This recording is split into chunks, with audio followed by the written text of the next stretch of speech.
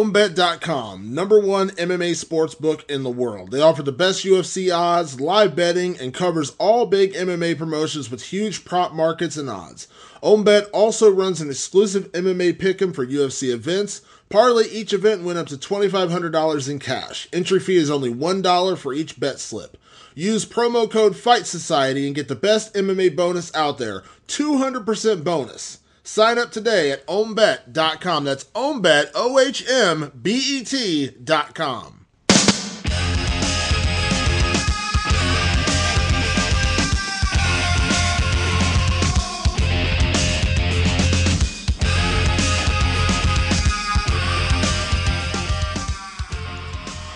Welcome back to the Fight Society podcast. I am Damon Martin, and today I want to welcome in a very special co-host, as my other co-host, Jeremy Loper, is getting ready to travel to Virginia for Matt Brown's final fight, retirement fight. Of course, our always co-host, Matt Brown, who is in his last fight this weekend in Virginia, taking on Diego Sanchez. So in his place, what is just a sensational person to replace him for the day.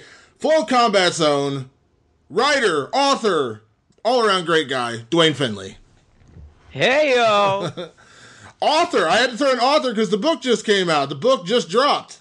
Yeah, man. That's a strange label. I'll take it though. You know, it's a pop-up book. Lots of pictures. Lots of illustrations. No, man. It's great. You know what? Anytime we can get the Voltron, the original Voltron, back together to form to dominate MMA, let's do this. I feel like we're going to have an entirely new book once we go to Detroit for UFC 218 together. Well, you do know, in full disclosure, that you know, it's a 3-book deal. So the first book covers 14 to 15. The second one's going to cover 15 to 16. And third one will cover 16 through the end of 17. So our road trip to Detroit will actually cap it all off. So, you know, hey, man, hey. And you've known me for a long time. So you know that there's no middle ground with me. It's either the most amazing stuff happens or the worst stuff you can imagine. Like, either like, oh my gosh, man, that's awesome. Or are you okay? You know, like, there's no like, There's no middle ground when we go on the road together. It's it's either epic or we have a story to tell when it's all said and done either way. Oh yeah, man. And you know, and that's the thing, right? Is you know, our road trippings, you know, our road trips preceded the road trip project, you know, for me, and you know, kind of cut my teeth. You know, the MMA fans listening, they'll never know the beauty of the Lost Czech Congo interview, or the Lost Christian Moorcraft. Those are like Bob Dylan bootlegs, you know, playing with the band in Levon Helm and those guys. Like, that's how sacred they are in the MMA space. Yeah. Where do we lose it? I lost it in your car. Yeah, so the first time we met, actually in person, was for the UFC card in Pittsburgh, which ended up being headlined by Pat Barry and Chet Congo. And so we're hanging out, and I'm giving you a ride back, I think, to your hotel or something like that, or we went to a media event together, whatever, and I was giving you a ride back to your car or something. And somehow your voice recorder fell out into my car, and we searched for that thing for like an hour, could not find it. Like, at that point, we were like, maybe you left it somewhere, maybe you dropped it somewhere outside the arena, whatever. Thought it was gone forever. And you didn't find that particular recorder again until, what, like a year later when you got back in my car, and somehow you dug in there again and it was there? Yeah, I think we had circled back, and we were going to Toronto or one of the infamous New Jersey trips. And something, I was like, man, you know how, like, you know when you lose your keys, how you check your pockets 30 times even though you know they're not there? Exactly. I was like, you know what, I'm just going to reach in there, and, you know, I've already checked it thoroughly, and then I was like, look, we got it. Yeah. And funny enough, that's the one I still have to this day. That's hilarious. Yeah, the lost Czech Congo interview in front of probably his best performance of his entire career when he knocked out Pat Barry after one of the craziest comebacks in the history of the sport, too. Yeah, but by the time I found it, it wasn't that anymore. You know, it was Roy Nelson. And the Christian Warcraft was another classic one on there. So yeah, he was gone. Like, he'd already been cut. Like, you can't. You know, that's the thing is I was still kind of green in the game at that time, and I was like, man, I had just kind of worked the media day. I got some good stuff, and I was all excited about it. And then I got to go back because that's what I was with Heavy, and then I got to go back to my editor and be like, man, I ain't got shit. You know, like. Damon is lost in Pittsburgh. Oh man, what a moment! What a moment! Well, we got lots to talk about today. We're gonna have a great show. We're gonna talk to TJ Dillashaw's head coach Duane Bang Ludwig, coming off a big win for him at UFC 217. We're also gonna talk to two of the fighters coming up from this weekend's UFC Fight Night card in Virginia. Dustin Poirier, of course, who fights in the main event against Anthony Pettis, and we're also gonna talk to UFC veteran and one of the all-time bonus leaders, Joe Lauzon. And Joe's just one of those guys, you know Joe very well as well, Duane. He's one of those guys you can talk to him about anything, and it becomes an interesting conversation. Oh yeah, man! And the great thing about Lauzon, what makes him such a magical character in this fight game, is that he's just so well versed outside of the fight game. He's been doing it so long. Yeah, does he want to relive all those wars? I'm sure fans talk to him about that all the time. But if you get him talking about anything else, man, like movies or comics or our mutual love for comic movies, then he'll go for days. Yeah, absolutely. So before we get to any of that, and we'll get to Duane Ludwig first because that's going to be part of the subject we talk about, but UFC 217, of course, went down over the weekend. What an incredible card. I mean, from start to finish, it was insane. From the prelims, which were really good, we had that crazy spinning back elbow from Ricardo Ramos, all the way up to the prelims where you saw James Vick get a huge win over Joe Duffy. Of course, the main card kicked off. You had, Paulo Costa or Borrachina, however you want to say, murked Johnny Hendricks, kind of what we all expected. Stephen Wonderboy Thompson goes out there and puts on a masterful performance, just picking apart Jorge Masvidal, which a lot of people didn't see coming. And then we had the three title fights. And at the beginning of the card, I remember somebody tweeting out, how many titles do you think will change hands at UFC 217? And I said, like a jackass, none of them. I thought all the fighters would hold on to their titles. Well, guess what? I was wrong on every single account. Oh, man. I tell you what, the only one that I was dead right about was St. Pierre. I had hoped against hope that we would get some version of it back. I figured he'd win. He'd find a way to win. I didn't figure it would be like that. But everything else, man, I was way off on. I thought Joanna, and I love Rose to death, but I thought just, Joanna looked so unstoppable. And Rose just kind of, you had this, you couldn't tell whether she was either like, I'm going to kill you or shook or whatever. I mean, I think it's great that gives us another look into the psyche of it. But then Dillashaw, Garbrandt, that's to toss them up. They both come out slinging. You knew it was going to happen. But yeah, man, a great card overall. And you know what? And I know you're good friends with Bisping too. You've done some great stuff with Michael. But man, what a guy! I know people you either love him or hate him. But he's got he makes you watch him fight. But man, he left it all out there, and hats off to that guy. He's got one of those true resumes, like a Dan Henderson resume, where he's been in there with the best of the best, hasn't always won, but at the end of the day, he was a champion in a very popular and crowded division, and he can look at his career if he walks away in the next fight or two and be like, I did the damn thing, and I think that's all you can really hope for. Have some money in your pocket, have your senses about you, and to look back and say it was worth something. Yeah, I think the thing about Bisping that I will say about that performance, because he was winning in that second round, he won the second round on all the scorecards, came back after not necessarily a bad first round, just not necessarily his best first round, and then he comes out and wins the second round, looks really good. He had GSP cut up from those elbows on the bottom, all the things he was doing right. And then obviously he got caught and he got finished. But I tell you this, the one thing I think, even if you're not a Bisping fan, the one thing that you can admit is that when Michael Bisping is finally done with this sport, maybe it's one more fight, maybe he goes over and fights in London, and that's his last fight. But when Michael Bisping is done and gone, and obviously he's never going to completely disappear, he's got his podcast, he does stuff on Fox, all that stuff, but I'm saying from his fighting career, when that's done, we're all going to miss him. Because think about all of the epic, rivalries he's been involved with Luke Rockhold, and of course, Dan Henderson, and then, doing the Ultimate Fighter with Jason Mayhem Miller, doing the Ultimate Fighter with Dan Henderson, just the war of words with Yoel Romero, and some of the other things he's done. I mean, this guy has, he has an innate ability to draw you into his fights, and we're going to miss a guy like that when he's gone. You can hate him, you can absolutely despise the guy, but you're going to miss having, because even if you despise the guy, you love watching him lose. You want to see this guy get beat, and there's an element of that you're going to miss when this guy finally does call it a career.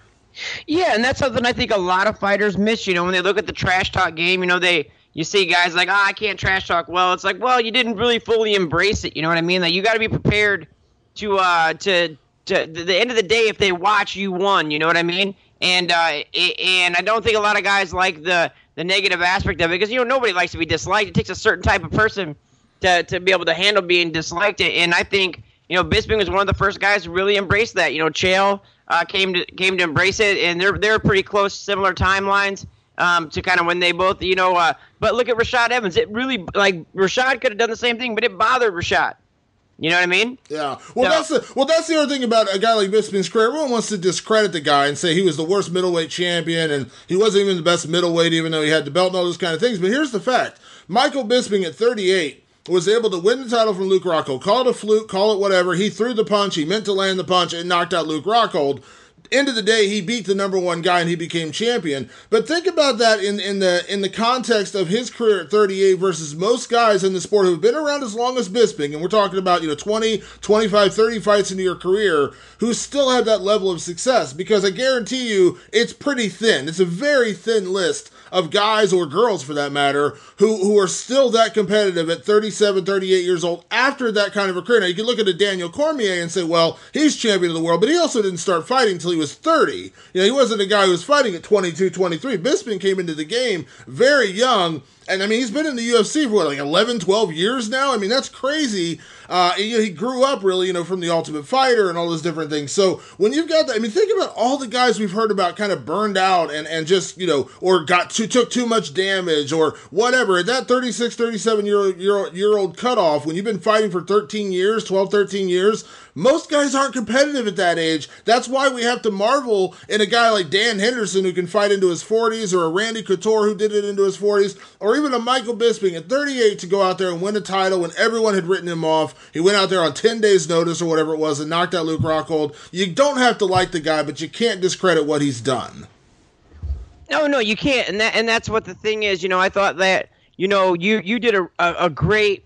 You did a great feature on Bisping in the lead up to 217 that stripped away all the trash talk and all the hype and really focused on the resume. If he were to beat GSP, then it's hard. He's got an argument as the greatest of all time. I mean, you think about it. Win over Henderson, win over Silva, win over GSP. Man, who else can say they did that? But just granted, it didn't go his way, but just the fact that he got in there and rock and rolled with them, and he did it in a way that was highly entertaining, and it was balls out, and it was aggressive the way he always fought.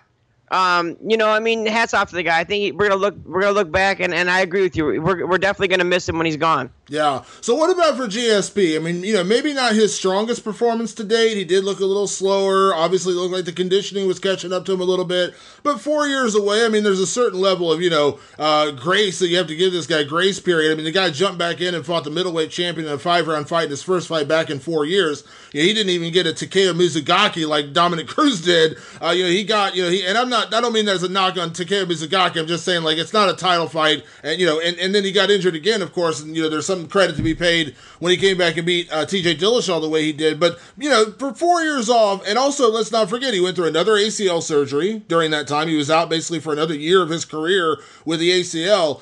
Coming back and beating Bisping, maybe not his best night at the office, but really, then again, how is it not? He knocked a guy down and choked him out in the third round. We criticized this guy nonstop during his reign as welterweight champion that he didn't finish people. Well, he just went out and finished Michael Bisping. And I had the argument on Saturday night, and Duane, we can debate about this now if you want, but I said in my mind what Georges St-Pierre did by wrapping up that second title, choking out Michael Bisping the way he did, coming back after 4 years. In my mind, Georges St-Pierre is the greatest fighter of all time. Now, this debate can change because guys like this are still active. George ends up losing 3 in a row, maybe like a Fedor did. Maybe we change our narrative a little bit. But as of today, 2017, November 2017, I think Georges St-Pierre's resume is beyond reproach. He did it the right way. He didn't cheat, and I know people are going to throw the steroid accusations, but the fact is he never got busted for anything, and he's one of the guys who kind of led the charge to get more testing. Usually guys who do that aren't the ones,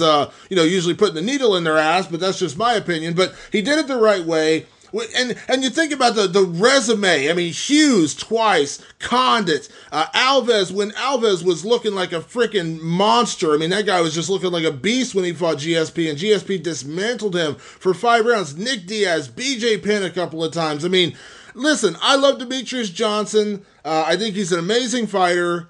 But I think when you put resume against resume, George St. Pierre is the best. And I also got to put this out there. I disqualified John Jones and Anderson Silva because facts are facts. They did test positive for steroids. Now, maybe we'll find out something different with John Jones, but I have a high probability that they're not going to suddenly say he didn't test positive for steroids. So I eliminate them from that conversation. So in my opinion, George St. Pierre is the GOAT.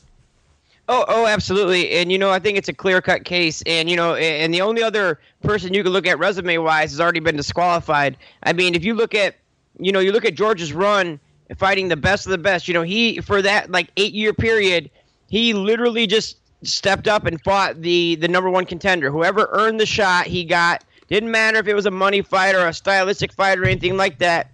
He came out and fought who was next in line, and that's admirable. The only other guy you could really think that did that at a time was John Jones. But then, it goes to the aforementioned point. But, and look at Demetrious Johnson, and you look at, he's definitely in that conversation. But how many former champions or, legit, they're legit for 125, but they came down from 135. That's great. But, it's not DJ's fault that he's not fighting guys with any history. You know what I'm saying? Like the Dillashaw fight, if this happens, boom, that's massive. Think about how many big fights George St. Pierre had. The Hughes fights, BJ Penn fights. The Koscheck was a big fight when it happened. The Matt Serra fight. Think about that. And then Diaz, Condit, Hendricks. It was crazy. So then to have a guy come back, and you know what? The thing I loved about watching St. Pierre fight last weekend was, yes, you could tell fatigue got him. Yes, ring rust was there. But, man, the things that make George St. Pierre amazing is his timing, right? And he timed those takedowns right. He got beat up from the bottom because he was just a bigger man he was trying to control. That jab, we got reminded how beautiful that is. So, I love it. I think it's a quandary, really, to what he does next. I mean, I think there's plenty of options.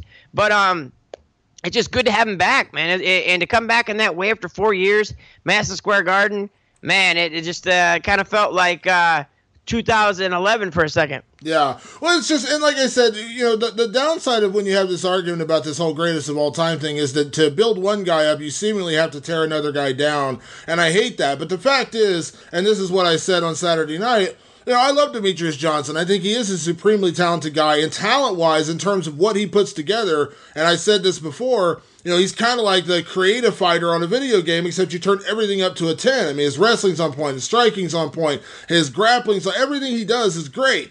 But, like I said, DJ is a victim of his own success because when you look at his record, you can look at George St. Pierre's 9 title defenses in a row, and I guess the one guy you could maybe point to and say isn't at the top of the sport would be Dan Hardy. But at that time, Dan Hardy was off a few big wins. It looked good at welterweight, it looked good in the UFC, and he didn't really kind of, exposed is the wrong word, but he didn't really have a downturn until after the GSP fight. Leading into that, everyone thought, man, here's this guy, power puncher and kind of a scrappy guy from England. If you want to put him as like the quote-unquote worst defense on the record, listen, that's where DJ runs into a lot of problems. I mean, Chris Carriasso, Ray Borg, and I like Ray Borg very much, but I don't think, he was on a 2-fight win streak in the division.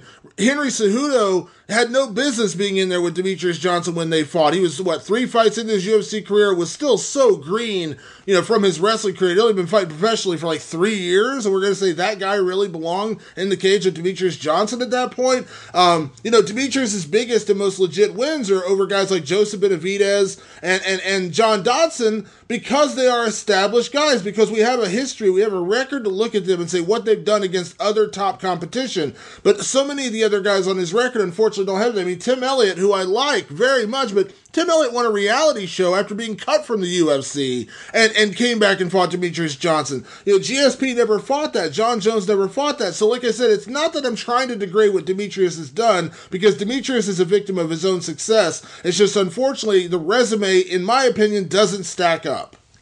Yeah, I also think he's a victim of his weight class too, of his size. You know what I mean? That it's just not heralded as much. I mean, it took him, a nasty string of wins for to start really gaining some attention. And now it's the hardcores like us. We love him and we appreciate DJ. And he's one of those guys, like you said about Bisping. I really think he's going to be a guy 10 years on. Once he's done, people are going to be like, man, we should have appreciated when we had him, man. Look at what that guy could do. Look at the way he finished Ray Borg in that fashion. I think the excitability is absolutely there. But as I referred to earlier, there's just not the legacy fights. There's not those fights where you're like, man, this guy's in it. And then you look at that one kind of wrinkle in that McCall draw. It's like when the title was first getting handed out. So I don't know. I think DJ still has plenty of time and health to make some greatness happen. Some more greatness. He's already made a lot of greatness happen. But to really cement that legacy is, the pound for pound best fighter to ever do it. I think it's possible. It's certainly possible. But I just think there's more work to be done, Yeah, well, I think, one of those things that could happen, which is going to lead us into our first guest of the day, is fighting a guy like TJ Dillashaw for Demetrious Johnson. If he goes and fights, TJ, even if it means TJ coming down to 125, which, doesn't, to me, mean as much as, let's say, DJ going up and beating him at 135, because there's always something special about, beating a guy at a higher weight class and proving that even though you're the smaller guy, you're still the better guy. And listen, I've been an advocate for a long time saying I don't think guys should have to change weight classes to really build their resume, but like I said, that would help because it would be an established name, and DJ has fought at 135 before. But either way, if he fights TJ Dillashaw and beats him, then that's a big feather in the cap of Demetrious Johnson, then maybe we can revisit that conversation at this point. But that being said, Duane "Bang" Ludwig was in TJ Dillashaw's corner this past weekend at UFC 217 as he got a win over Cody Garbrandt, recaptured the Bantamweight Championships. Let's talk to the coach, Duane "Bang" Ludwig. Well, I appreciate you taking time to chat with me as always. Obviously, congrats to the team, of course, on an amazing win on Saturday night. Yes, sir. Thank you. I appreciate that. It was long overdue. It was nice. We talked, I remember we did the pre-show before The Ultimate Fighter when we talked about, TJ losing a very controversial decision to Dominic Cruz. I've said it a million times, I thought he won that fight, but it's one of those heartbreaking losses. I mean, how was it to see him come back and not only win, but to win the way he did, to knock out Cody, leave no question, there's no judges getting involved, there's no controversy, to kind of, put his stamp on the division and prove that he is the best bantamweight in the world? It feels extremely good and rewarding to be a part of his career and to just see the way it finished like it did. Just like you said, finishing it with no doubt in our mind or no doubt in anybody's mind, that is the end result. There's no better way to, I guess you could have completely knocked him out, but it was an excellent finish. There was no controversy, like you said, and that was a very, very rewarding ending of the fight. Yeah. How was the camp for this one, Duane? Because I know that, he had been out in Colorado, and I know, Muscle Farm decided to move their gym, and he was training at your gym, then he decided to go to California, where it looks like he's going to be starting his own facility, and you were traveling out there. You've kind of been the one constant, in his career and in his camp and everything, but how was this training camp leading up to the fight with Cody, considering there was a little bit of upheaval, in terms of, like, where he was at, you having to travel out there, those kind of things? The camp went really, really well because when the fight was supposed to take place earlier this summer, we made that our first test run. That we're like, okay, we're gonna do the camp. We're gonna do the camp out there, and then I'll travel and split time, and then he'll do what he needs to do out there also. And it was. I'm glad that the second it got postponed. Well, it would have been the same result, I feel. But the more time we do anything, the better it becomes. So the second go-around, we basically did 2 camps out there in California. And the second go-around was a lot smoother transition for everybody. So I'm glad we had more time for it to happen. But again, it would have been the same result. And I've been traveling and teaching and training and doing this exact thing since I was 15. So this is what I do. There was no bumps in the road on my end or TJ's, and he was healthy for this camp. And he has always had a great crew of instructors around him, great wrestling coaches, great jiu-jitsu coaches, great crew of helpful teammates. And we have Kip Swanson, we have Chet Baylor's out there, we have Shorty Torres out there. We have a really good group of guys, Juan Archuleta. It all just kind of came together really well. But again, that's one of the things with TJ is he's so mentally strong. It doesn't really matter where we're at or what the circumstances are. We make the best of it. And like you said, that I am the one constant in his life, and we just know how to work well together. We know how to make sure that we can piece together a camp that's going to be beneficial to pull out his full potential. And short story, it was fucking awesome.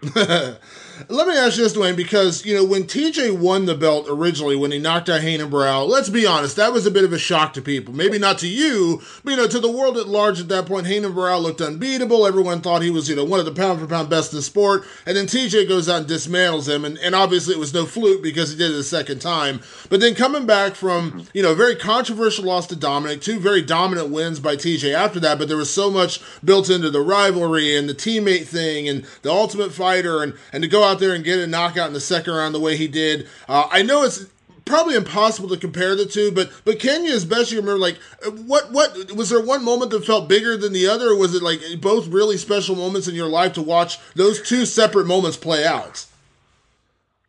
Yeah, there are some different elements on the back end of each story of those, but we only focus on ourselves. I think this is a good prime example for all the champions that won on this card, how St. Pierre handles himself, how Rose handles herself, how TJ handles himself. They're just quiet, respectful champions. I think there's something to be said about that as far as just minding your own business and focusing on the task at hand. A lot of people are saying that the former champions were too brash and being boastful and not leading by example in the most positive manner as the top of the figure of the sport should. It should be more respectful people. But I don't think that's the problem. I think the problem is, not even necessarily the problem, I think that's the best route. The best route is just not necessarily to stir up the emotions of the masses, but to make sure that you're focusing on yourself and always consistently improving and focusing on what you can control, and that's getting better with each training session. And that's exactly what we do: is keep our heads in the sand and mind our own business and get better each and every time. And that's the reward, is putting out your full potential and then getting the belt back, which shouldn't have ever lost anyway. But it's good that the belt's back where it is, where it's supposed to be. It's home, and they're both really rewarding. But again, separate elements, but also it feels the same because we just focus on ourselves. Yeah. I remember when we had the conversation before the Ultimate Fighter this season, when I had you and TJ and Matt Brown on the show, and we were talking about the show and after it finished filming, and, you told me, you never wanted to be part of the storyline. That's not who you are. You're a coach, and you never lost any respect for the guys at Team Alpha Male. Obviously you worked with several of them, after leaving the team technically, and all those things. But, the way that there was so much personal emotion drawn into this, and it seemed like TJ just kind of brushed it off and let it go, and it seemed like he let everyone else, meaning his former teammates, kind of seethe with anger and get all built up emotionally. I mean, how was it for you? Because as you said, you didn't want to be part of the story, but that was so much of it, so much of the narrative of this fight, and it seemed like TJ never allowed that to get to him, and I imagine you were kind of the same way. You just never really played into the emotion of what they were trying to do. Yeah, that goes back to what I was saying earlier. They spent so much time focusing on us and what we're doing and trying to point fingers, and it was really crazy. It was just like being back in high school or something. And again, that goes back to what I was saying earlier: is don't worry about what everybody else is doing. Focus on yourselves. I mean, that comes from a saying in the Bible. Don't worry about the splinter in your neighbor's eye when you have a big old log in your eye. Like that's the short story of saying mind your business. And look what happens when you do that. You can sit there and get on the microphone and use your power and your potential to push a message. Let it be a positive message, like, look, I'm out here training hard. I'm focused on what I need to do. And I'm not, trolling other people's social media channels and trying to, point fingers. It's just using the time to get better and improve. And that's the end result. Yeah. And I didn't really want to be part of the storyline of the drama. I'm a martial arts instructor, and I'm very blessed and happy to be able to work with TJ, and we work very well together. And that's my goal, is just to make sure that I'm pushing and sharing martial arts, helping people become better human beings and living by example. And I guess, what? Let me back that up. This just came to me. I don't mind being part of the storyline. They can talk crap on me and do whatever they need to do, and I'll be the example of how to handle that. I mean, I don't know if you've seen on the you watch the TV show, I'm sure. But the way all the drama is coming at us and the way we handled it, I mean, we needed this on TV, and this needed to be a public scenario to see how to handle these types of situations, these types of personalities, because it did become very personable for them. We, of course, they did quite a few things that tried to get under our skin, but we knew it was coming. We knew the true backstory of it all, and it's a good example of being loyal to those that are loyal to you. I don't want to stir up much drama, but TJ and I, we're true and honest to ourselves and to each other. And after all this is said and done, you can just look at the backstory and see who were the actual people that. I really wish I could make this juicy. I really could, but I'm gonna choose not to. Right? Again, the more professional thing, high road is just the lesson to be learned is to keep your head in the sand and mind your business, and get better. Yeah. Well, that's a perfect segue to my next question, Duane, because you've spent so much time. I mean, when you think about it, after TJ, quote unquote, lost to Dominic Cruz, a lot of people think, let's do an immediate rematch. It should have happened. And then, he goes on and has the fight with Uriah. And there was so much of TJ talk during that fight, which was kind of crazy. Then you had this Ultimate Fighter season and that way that played out. Then you had to lead up to this fight. TJ said it on Saturday night, and I think most people agree that, if Cody had been an 8-time defending champion, obviously you give him the immediate rematch. But in this case, I don't think the immediate rematch is warranted, and I don't think anyone else is screaming for that either. Is there any part of you that's kind of happy just to kind of put the Team Alpha Male drama behind you and focus on something new and just move past that? Because it has kind of eaten up TJ's life, and I got to imagine to a large extent your life, for really the last 2 or 3 years. Now you feels like you can kind of put that behind you a little bit. Yeah, definitely looking forward to putting this behind us. And I don't think a lot of there should have never been any drama. I mean, all the drama was one-sided. It was just them attacking us constantly, and it should have never been that way. Because when I went back to Colorado to focus on my family, open up my business, everybody was invited to go back and forth and train. There was no lines of sand. I'll say that. I have open doors for people to come and train and to be under my guidance. I never said none of them can come and train. That was said, but not by me. I'll say that. I'm a martial arts instructor. I'm here to help people. I'm not here to draw any lines in the sand. I'm here to help and give back. I am, but I put in the amount of time that you put in. If you're as committed to your career, I'm as committed to you as you are to yourself. So it's just like that saying, you get what you put in. And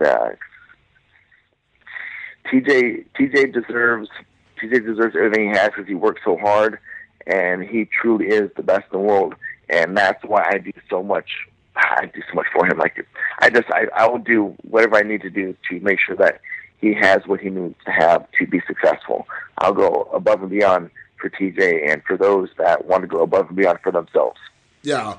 So now, Duane, I know as a coach, not only are you a martial arts coach, but you're a martial arts enthusiast. I know we've talked before about your video study and how you kind of, you obsess about it in a fun way, in a great way, not like in a bad way. So I got this is such a broad question, but I can only imagine this is why I'm excited to hear your answer. How excited are you as a coach to break down the chess match that would be TJ Dillashaw versus Demetrious Johnson? Well, I've already done that. There's already notes and footage and game plans, and we already have what I feel. I've dedicated my life to martial arts since the age of 8. This is what I do for 31 years, and it's very fascinating and super fun for me to do this, and it's already done, and I'll continue to do more of it. But Demetrious Johnson has already been broken down, and we feel that we do have the upper hand in that fight. That's for sure. Yeah.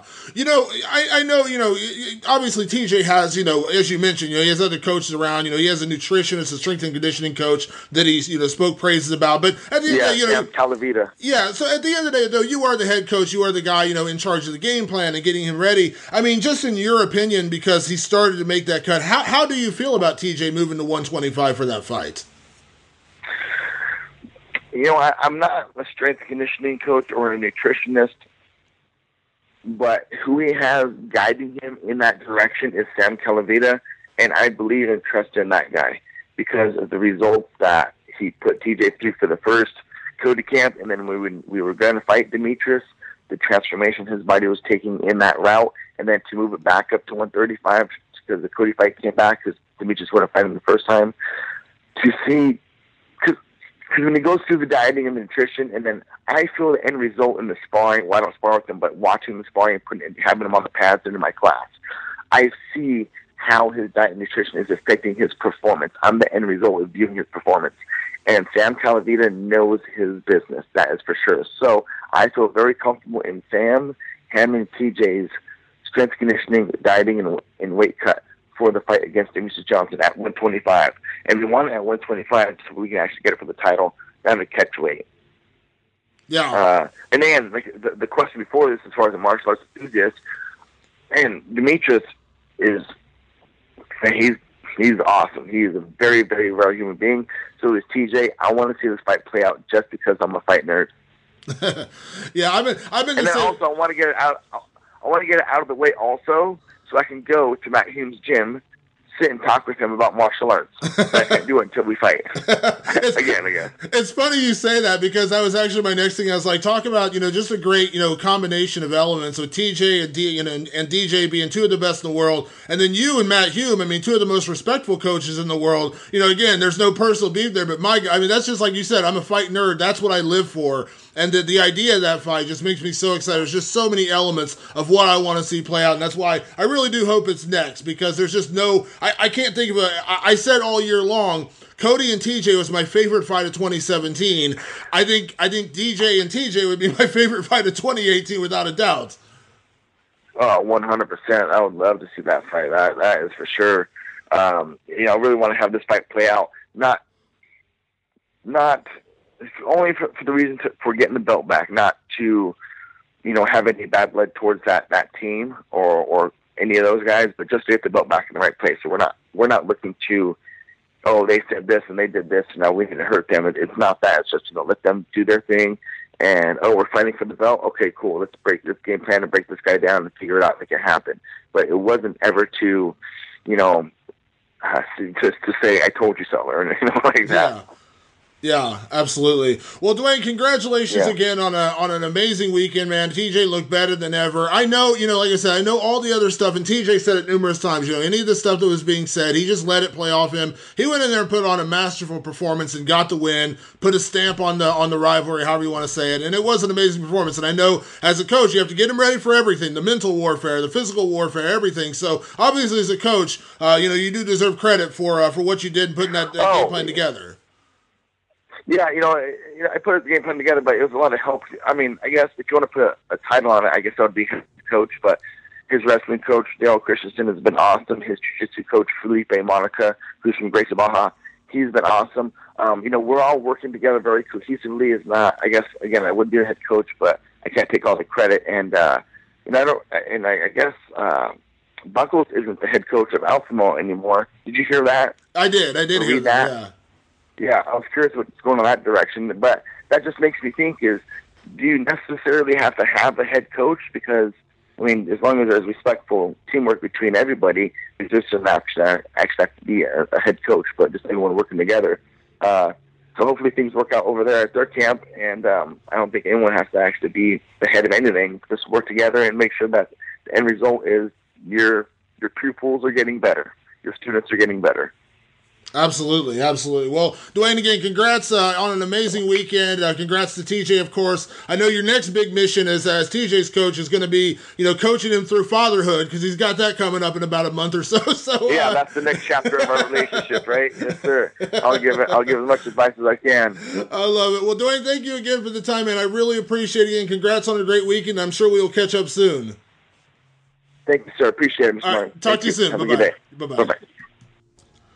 Duane Ludwig, of course, always dropping knowledge. TJ Dillashaw with a huge win at UFC 217. Duane, that was, that was a back and forth war. Cody nearly got a finish at the end of the first round. TJ comes battling back in the second. He gets a knockout of his own. I have a feeling we're a long way from that rivalry being finished, but I feel like we are going to end up putting that in the back burner for a little while now because I love Cody Garbrandt. I think he's supremely talented. I think he will absolutely get back to that title again, but I can't disagree with TJ Dillashaw when he says I don't think he deserves an immediate rematch. No, I mean, you figure that, that was his first title defense and then losing it. Okay, cool. Dominic Cruz didn't get an immediate rematch with Garbrandt. They're making him fight, and he's fighting Jimmy Rivera. That's the right move, I believe. I just think, if you just keep, if you only recycle guys when you really have to. And I know we'll get to this later, but I think Joanna and Rose, they probably run that back because, she had, 5 or 6 defenses, and then that division's pretty much cleaned out, run it back. That's okay with me. But for that bantamweight picture, man, you got, like I said, Cruz Rivera, you got the Mighty Mouse thing lingering. You can afford to do a few of those fights, and it's not going to hurt this picture. But, the Garbrandt and Dillashaw thing, the way the first round ended and the way Cody was getting kind of loose on him, and we start seeing the taunting and the dancing and the pointing, I'm like, oh, man, he's about to style on him. He's about to start doing the robot breakdancing like he did against Cruz, and then Dillashaw bounced back, man, and came back strong. So hats off to him, bro. And that was I think you're exactly right. I think we're far, far, far, far from seeing these two done. And you put any mix of them, just to be fair, any mix of Dominic Cruz, TJ Dillashaw, and Cody Garbrandt, and those 3 gents are going to dance for the next 5 years. Yeah, well, the cool thing about it is here with TJ being champion again, because listen, I agree with TJ about the Dominic Cruz fight. I didn't feel like he lost that fight. It was a very close fight though, so I wasn't complaining that Dominic Cruz won that fight. I scored it for TJ, but Dominic winning was, it was a close fight is my point. I didn't really see, it's no controversy, I guess I should say. But you got Dominic fighting Jimmy Rivera coming up. That's clearly going to define the next number 1 contender. I still hope they do TJ Dillashaw and Demetrious Johnson because I think that's a big fight. It's the biggest fight Demetrious could have, and it actually speaks to the whole, pound for pound, greatest of all time argument. And there's some hype, there's some buzz around it. And let's be honest, there hasn't been a lot of that for Demetrious Johnson's fights in recent years. I mean, outside of John Dodson, who kind of, came after him verbally, he's really never had an opponent that actually, people were that enthusiastic about him fighting before it happened. So I think Demetrious versus TJ Dillashaw is the fight to make. I understand the risky run if TJ goes down and gets beat, then he comes back to bantamweight and he just lost to a flyweight. But at the same time, you kind of forget about that, especially if he gets to renew his rivalry with Dominic Cruz, if you get Cody Garbrandt out there fighting again, or Jimmy Rivera, young guy who's coming up the rankings, is kind of, quietly, positioned himself into the number 3 spot overall, which is crazy, as quietly as he's done it. And then you got guys like John Lineker. I mean, I think right now Cody can go out there, and I think he's got 2 fights that make a lot of sense for him. He can go out and fight John Lineker, which is a fight he was supposed to have last year when he ended up fighting Thomas Almeida. I think that, or not Thomas Almeida, when he fought the kid in Pittsburgh. I can't remember his name, the grappler kid, Mendez. That was supposed to be John Lineker. I think that's a fantastic fight. Lineker, of course, just coming off a win in his last fight. Lineker and Garbrandt is still a fantastic fight, and you're guaranteed fireworks in that one. Or you can do Aljamain Sterling if he gets past Ronnie Yahya in his next fight. I know Sterling, Aljo, and Cody have shared a few words over Twitter and things like that, so you can make those fights still interesting. Give Cody a chance to bounce back. Maybe that one and one more, and then you can run back the Dillashaw fight. But, I think immediate rematches need to be saved for, like you said, Joanna is a person who I believe deserves an immediate rematch. She was a 5-time defending champion, and as you said, Duane, she's wiped out everybody else. She danced on Jessica Andrade in May, and Jessica Andrade just clubbed the shit out of Claudia Gadelha like a month and a half ago. So, can you really? Yes, Jessica Andrade and Rose Namajunas is a very interesting stylistic matchup, but is that really the same story as, Joanna trying to get her title back? And I don't find Joanna to be a Ronda Rousey type where she's going to sit out a year and, hope to get a rematch. I think she's going to get right back in the gym. She's going to get fired up. She's going to get motivated. And we're going to see that rematch. And because, like I said, there's really no one else. You look at that top 5, Joanna's run through everybody. The only person who might have an argument is Tisha Torres if she can get past Michelle Waterson in December. But Tisha just lost to Rose not that long ago. So again, I think Joanna and Rose is a case where you do a rematch. Cody and TJ, not so much. I agree absolutely on all fronts, and I think what we laid out was the different statuses of the respective divisions, because it's true, man. I mean, if you think about it, okay, say you do Andrade and Namajunas. Okay, well then what's Joanna do? Joanna just sits out of sight, and I know it's Rose is the queen now, so it's like you don't really care about it's not about her who dictates it, but it kind of still does, because she's the one that destroyed the division, and here comes Rose and puts her out. Okay, well, so then you run it back, and then you still have Carolina's out there. You said Torres, Watterson, Andrade. I mean, there's fighters, and there's more fighters coming. So I think there's a healthy enough situation there where you can run that championship fight back. But as far as I want to mention one interesting point for you were talking about whether TJ goes down or DJ comes up. I really think that, I mean, for the sellability wise, I think it's the opposite. I think DJ needs to come to 135, because I think that's where the storyline's at, right? The last time he lost a fight was to Dominic Cruz at 135, correct? Absolutely, yep. Okay, so then say he goes up and dominates, and like, oh man, not as only he the 125 champ, but now he's a 135-pound champ. That's fantastic, and he's the greatest pound-for-pound fighter of all time. Or if he loses his first fight in forever, they're like, okay, well, that's because he was fighting up at a weight class. Now he's back home. If you're Dillashaw and you go down to 25 and you get your ass whooped by a dude that's 10 pounds smaller, then you come up to a 35-pound, well, he's back to natural weight, and you're like, you still got your ass kicked by a little guy. You know what I mean? It's tough. It's tough. It is a tough thing. I just want to see that fight. That's really what it comes down to for me. I want to see that fight. Oh, absolutely. And I think there's different ways you can do it. I mean, you look at fighters like Conor, who didn't lose popularity in a loss, I think it's great. I think a lot of fans want to see the fight. I think that's a fight they want to see DJ in, and that would be a big surge for him, a much needed and deserved surge for him. Dillashaw's stock's never been higher, coming off that blistering of Cody Garbrandt. Do it, man. Let's do it. And then let like I said, Garbrandt fight Lineker, Rivera and Cruz go at it. And then then they can sort out that winner, the who gets next when they get across that bridge. Yeah, I think that one of the reasons why DJ has struggled so much in terms of getting mainstream attention or getting attention from the casual fan is because, just like anything else, you want the guy to face somebody that you feel like is going to beat him. Now, because DJ's never going to be that guy to build a fight the way that Conor or Bisping does. So you need someone that's going to go in there. And listen, the fact is when Dana White said TJ Dillashaw was next for Demetrious, immediately people were saying, oh man, he might beat him. He might be the guy to dethrone Demetrious Johnson. He might be the guy to finally beat him and hand him a loss. And listen, I have all the respect in the world for Tim Elliott, for Ray Borg, for Henry Cejudo, all the guys that have fought Demetrious Johnson, but there's not a single one of them where I truly felt that I shouldn't pick Demetrious Johnson in that fight. Now, maybe in the long run, even with TJ, maybe I'll ultimately break it down and still pick DJ to win. But I'm not sure. And you can match up anybody else at flyweight, Duane, and tell me the truth. I mean, just be honest. If I said DJ's going to rematch Henry Cejudo, DJ's going to fight, what's the guy's name? Jussier Formiga. He's going to fight this guy, that guy. Is there anyone at 125 pounds currently that you're not just going to immediately say Demetrious wins? Yes, and I'm not saying I'm giving you the no. You're correct on the immediacy. If I had to say right now, no. But the guy that I think is the most complete guy at that weight outside of Demetrious, but give him another year or two, is Kyoji Horiguchi. Or the Gooch, man. I think Kyoji has I think he's a special talent. You spent time at ATT. Like that kid lives there by himself. There's no other Japanese speaking people in that facility, but he lives there when he's not fighting in Ryzen now. And the kid's just a treat. He works his butt off, but he said, in the very broken English that we've got a chance. If you get a chance, check that interview out, Flow Combat. It's hilarious.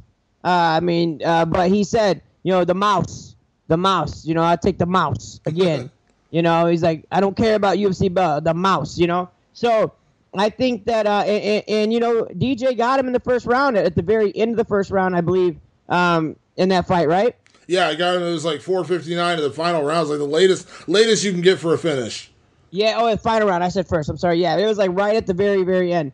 And but that stands the point. That's still 2 years off for a young kid like Kyoji. Demetrious is that man right now, and he can look. I understood the Borg thing, right? He's like, I want the legacy, I want the record.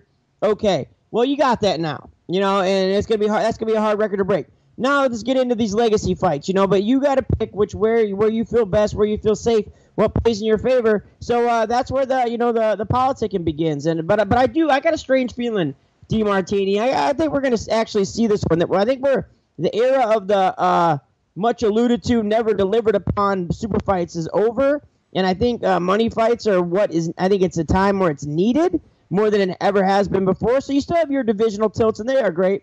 But then you have certain circumstances where you can do some fun stuff, and I think we're going to see a bit more of that in 18. Yeah, you absolutely may be right. This weekend, it's funny, we come off that incredible event at UFC 217, and we always talk about the UFC schedule, are there too many fights? Do they have fights kind of piled on to each other? And, in general, I do think the UFC could lessen their number of events a little bit. They do, 40, I don't know, was it 40 or 42 events a year? I think you could cut off 4 or 5 of those and have a little bit more of a fan-friendly schedule, that kind of thing. And generally, though, I'm not one of those people that complains about too many fights. This is what I do for a living. I like covering fighting, and I like fighting. But this is a case where this fight card coming up this weekend with Norfolk, where you got Dustin Poirier, our next guest, taking on Anthony Pettis in the main event. You feel like this fight card is getting, shadowed a little bit because of the way UFC 217 played out. Now, you can't ever predict that. All 3 title fights, as highly unlikely as it was, could have stunk. It could have been a bad event and whatever the case, and then everyone would be clamoring to move on to this Norfolk event. But the fact is you had a massive, massive event, and you got this fight card coming up in Virginia this weekend, which really got overshadowed, and it kind of bums me out because this card in Virginia is straight fire. Oh, absolutely, man. If you just look at the profile fights, right, man, like how the hell is Matt Brown versus Diego Sanchez boring?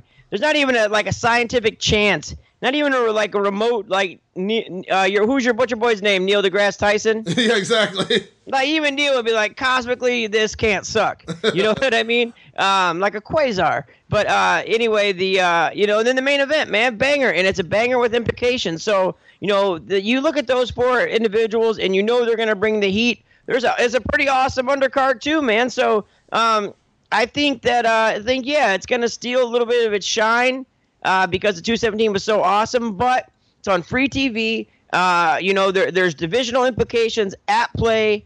So I think those always bode well for the promotion. Yeah, we'll see how it all unfolds. Right now, let's talk to the guy who will fight in the main event against Anthony Pettis this Saturday night. Let's talk to the Diamond, Dustin Poirier. What's going on, man? What's happening, brother? Not much, man. Appreciate you taking time to chat with me as always. How's everything? Good. Of course, man. Always make time for you, bro. I appreciate it. I'll see you down in Virginia, man. Always a good time seeing you down at the fights as well. So I'll see you down there in a couple weeks. Definitely. So how's everything, man? Obviously, camp is, kind of closing down. Got the last couple weeks coming up here. I'm sure things are intense as always down in Florida. Yeah, you know it, man. It's been a long one, but it's coming down to an end, and I'm feeling good, man. My body feels good, and I'm ready to rock and roll. Yeah, I think I think this is an amazing fight. Obviously, Anthony Pettis is a former champion. You're back in the main event, which is absolutely where I think you belong, but I know last time we talked was after the situation, from your last fight. So I'm just going to throw it out because I'm curious. Why aren't you fighting Eddie Alvarez? Is there some mystic secret that I don't know about? Nah, man. I mean, I wish I could tell you something, but I'm not the matchmaker. I don't know. That's the fight I wanted and stuff, but, now we're focused on Pettis, obviously. Yeah. Was there any disappointment? I mean, I know you had unfinished business with him. Let's be honest. And you and I talked about this, and we both agreed that it was an illegal strike, and I thought it should have been a disqualification. And I don't want to rehash everything all over again, but it just seemed like a natural fit to have that rematch. And then they did the Ultimate Fighter season, and I get that, but it just seemed, I don't know, that just of all the rematches that we didn't get to see, that's one of those ones that just really didn't make sense to me. Right, because the illegal strike changed the completely changed a fight, the outcome of a fight and everything that was happening. So, yeah, it's crazy, man. I don't know anything about this sport, like the reason they do things anymore. So not just fight. Yeah. Do you feel like, at some point down the road, you're going to have to see him again? It kind of feels like inevitable. You're going to have to run into him at one point in the future. I mean, we have to fight. There's no way about it. We have to. Yeah. So what were your thoughts, when the UFC came and had this offer? I mean, not that, there's a consolation prize necessarily, but, another former champion, Anthony Pettis, and you get to headline a card. So, obviously that's always a good spot I'm sure you want to be in. Right. Going from fighting one world champion to another is a great place to be in, to show that I'm at that level with the top guys in the world. I got respect for Anthony Pettis. I've been watching him, and we've been fighting the same cards for a lot of years now, both coming from the WC. But he's been to the mountaintop. He's a guy who's he's held the belt in the WC at 55. He's held the belt in the UFC at 55, defended the belt in the UFC. So, he's definitely another good measuring stick to show the world where I'm at. Yeah. What have you thought of Anthony's performances? He came back and he had the fight against Jim Miller, which was an outstanding fight. And obviously you fought Jim Miller, so you know what that's like. But, he had some ups and downs, but it seems like he kind of got things back together. It kind of feels like now is the right time to fight a guy like this because, I don't know, you tell me, but it almost feels like you don't want to beat a guy when it seems like he's on kind of a downswing of his career, but it seems like he fixed things, kind of got things back on track, and now, this kind of feels like, the Anthony Pettis of old. Correct me if I'm wrong, but that's kind of the way it feels like. Yeah, he might have found his groove again and got things together with his camp or whatever. There's millions of things that happen to make you perform less than you should have, and that. But he looked good against Miller, and Miller's not a guy who's really easy to look good against. Man, he's gritty and tough and hard to put away. And I actually was cage side for that fight, and it was exciting. The crowd loved it. I loved it. It was a fun fight to watch. So. Man, I'm looking forward to this fight. The fans should look forward to it. It's going to be a great fight. Yeah.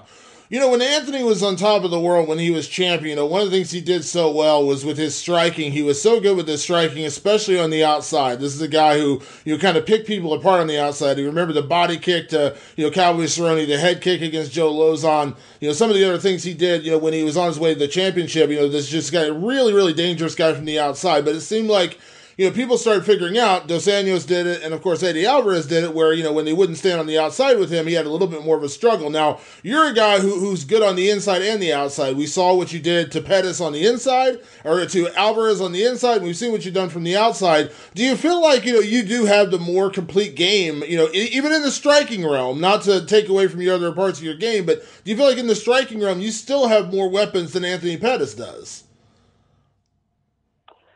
I believe I have more firepower, and I believe I'm a better striker, a better wrestler, and my jiu-jitsu is better. I'm really confident going into this fight. I feel like I can beat him anywhere, and I feel like I will.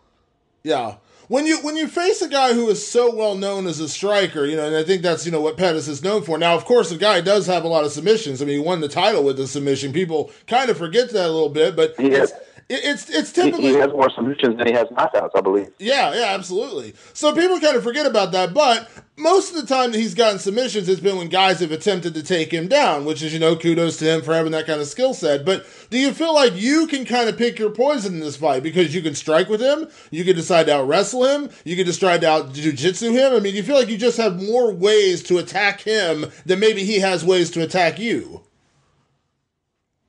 Yeah, the way fights stack up and looking at all these different things, man, I'm just confident that I'm going to beat him everywhere. And it's a 5-round fight. So the better fighter usually wins in the long distance, and that's how I'm going into this fight. I want to show my full skill set. I want to beat him up everywhere. I want to take advantage of every opportunity. And when one presents itself to finish him, I'm going to jump on it. I'm trying to put him away and trying to move forward. Yeah, you've been in 5-round fights before. You prepared for 5-round fights before, so this isn't the first rodeo for you, Dustin. But how much different is it, when you are getting ready for a main event? Because we have seen some guys. I'm not going to name names, but I'm sure you probably know who I'm talking about. But we have seen some guys when they get into a 5-round fight. they approach it differently because obviously they're worried or maybe they're concerned about going into that, 24th and 25th minute. So they fight a little differently in that first couple of rounds in a way that maybe we didn't see otherwise. How do you do it? Because you've done it before. You're a fast starter. You're not typically the guy we think of that kind of waits till the third round to turn it on. But I mean, do you have to be careful not to be too cautious about reserving energy for a 25-minute fight that kind of takes you out of your game? Because I know you've seen it, and I've seen it too, where some guys I think it gets in their head a little bit when they got that 5-round fight. For me, man, I prepare more about the weight cut. I don't change the way I fight. I'm going to fight the same. I prepare more about the weight cut and my diet ahead of the fight, so I'm not, I try to cut a little bit less weight so I don't hurt my body as much, and break my muscles down as much. And I'm not worried about getting into crazy scrambles or getting into good exchanges, because if I'm feeling tired, I promise you this guy's just as tired or more tired than me. And then it goes to mental toughness, and I have the will, to do anything in the world. So that's not even a problem, man. My cardio is incredible. Yeah.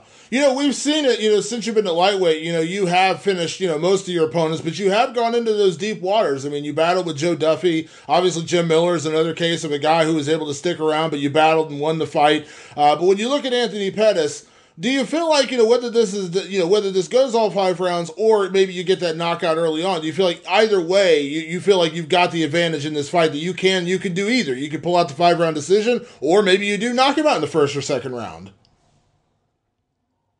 For sure. I mean, it's just what opportunity is going to present itself. I'm prepared for both. I'm in great shape. I have the skills to put them away, and also have the skills to fight a long fight and be the better fighter and show my skill set in the full, fashion that I would like to. I'd like for this fight to go a few rounds. Yeah. Is there still something special, though? I mean, you go out and finish a guy like Anthony Pettis. I mean, the only guy who's ever finished him, was Max Holloway. And listen, I mean, Max's performance was amazing. And Max Holloway's a guy you're familiar with, of course. But Anthony was, drained out from the weight cut. We knew that was not, probably the smartest move. I mean, you've blatantly told me a number of times, how much fighting at featherweight nearly killed you. And, one of the reasons you're a much happier guy at lightweight. But is there still kind of a feather in your cap? And I believe Go ahead. What's that? Go ahead. No, I said, I believe I'm a bigger guy, heavier guy than Anthony Pettis, So me cutting the 45 was real tough. Yeah, exactly. So that being said, though, do you feel like there is still a certain feather in your cap if you go out there and you knock out or you TKO or you finish Anthony Pettis? Because that's still something that, basically one guy has done, and it was, in the one weight class where he probably shouldn't have been. Yeah, and that was kind of, if I remember correctly, that fight was kind of like a TKO. He might have hurt him to the body, or Pettis covered up and the ref stopped it. That's not a knockout to me. I'll be the first guy to knock him out cold. That'd be a feather in the cap. Yeah. Do you feel like, if you put your game on, you can absolutely do that? I can do that to anybody in the world. Where you're at right now, and I know I probably ask you this question every single time I talk to you, Dust. You're probably sick of me asking the same question, but I always feel like it is this way because it seems like, I see the progression in your fights. I see the improvement you made after the Michael Johnson fight, and I see the improvements and the things you've done differently right now. I know it's such a generic question, but as you go into this fight, I mean, do you feel like you are hitting a certain stride, a certain peak in your career to where it feels like, this is where you belong? You belong in these main events, these big fights are going to get you that much closer to a title shot. Because I know I bring it up all the time, but I know that's something that still, sits in the back of your head. Man, of course. I'm a guy who has staying power. I'm a guy who's put in the time, put in the years, never said no to a fight, never missed weight, never pulled out of a fight. This will be my 21st fight with the Zuffa. I've never agreed to fight and then backed out. Every time I've stumbled, I've gotten up and made myself better. I've always learned from my mistakes. I'm a guy I'm perfecting my craft, and I'm 100% committed to being the best fighter that I can be. I feel like I am the best fighter in the world when I step in there, and I know I can be, and I know I'm going to prove that one day. Yeah. Do you feel like, the performances you put on, especially when you look at, what you've done over the last couple of years, there's a reason why you're in the position you're in, why you're the main event, why you're getting these kind of marquee positions, because it feels like you have earned it, but also, let's be honest, people like watching you fight, and there is something to that. I'm not trying to dig on John Fitch, who I like very much, but you remember when he was in the UFC, he didn't get those kind of marquee spots because people weren't exactly, jumping up and down to watch him fight necessarily. I think it's a different thing with you where not only are you good and you're in the rankings, but people like watching you fight.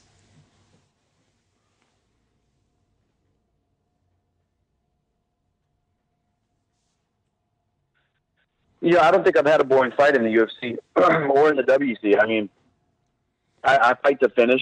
I'm not trying to point guys out and slide by.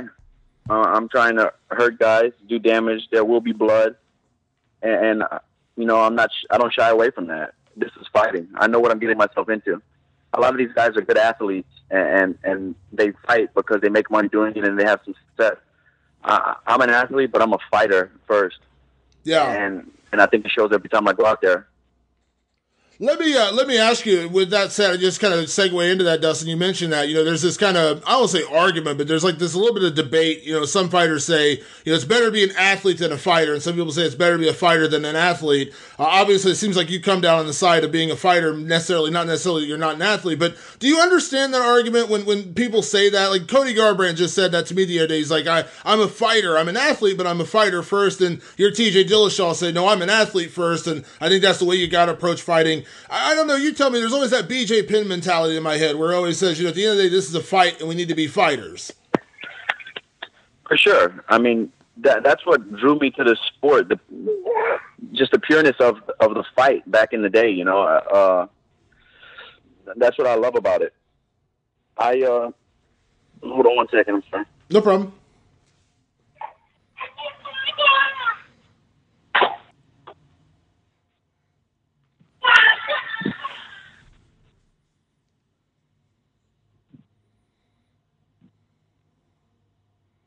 Yeah, you there? Yep, I'm still here.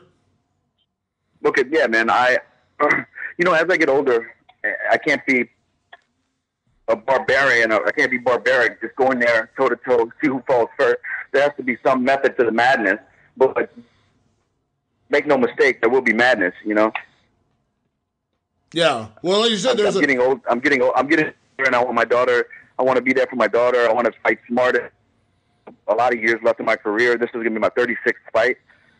I'm training smarter and fighting smarter. But like I said, make no mistake about it, there will be a fight. Yeah.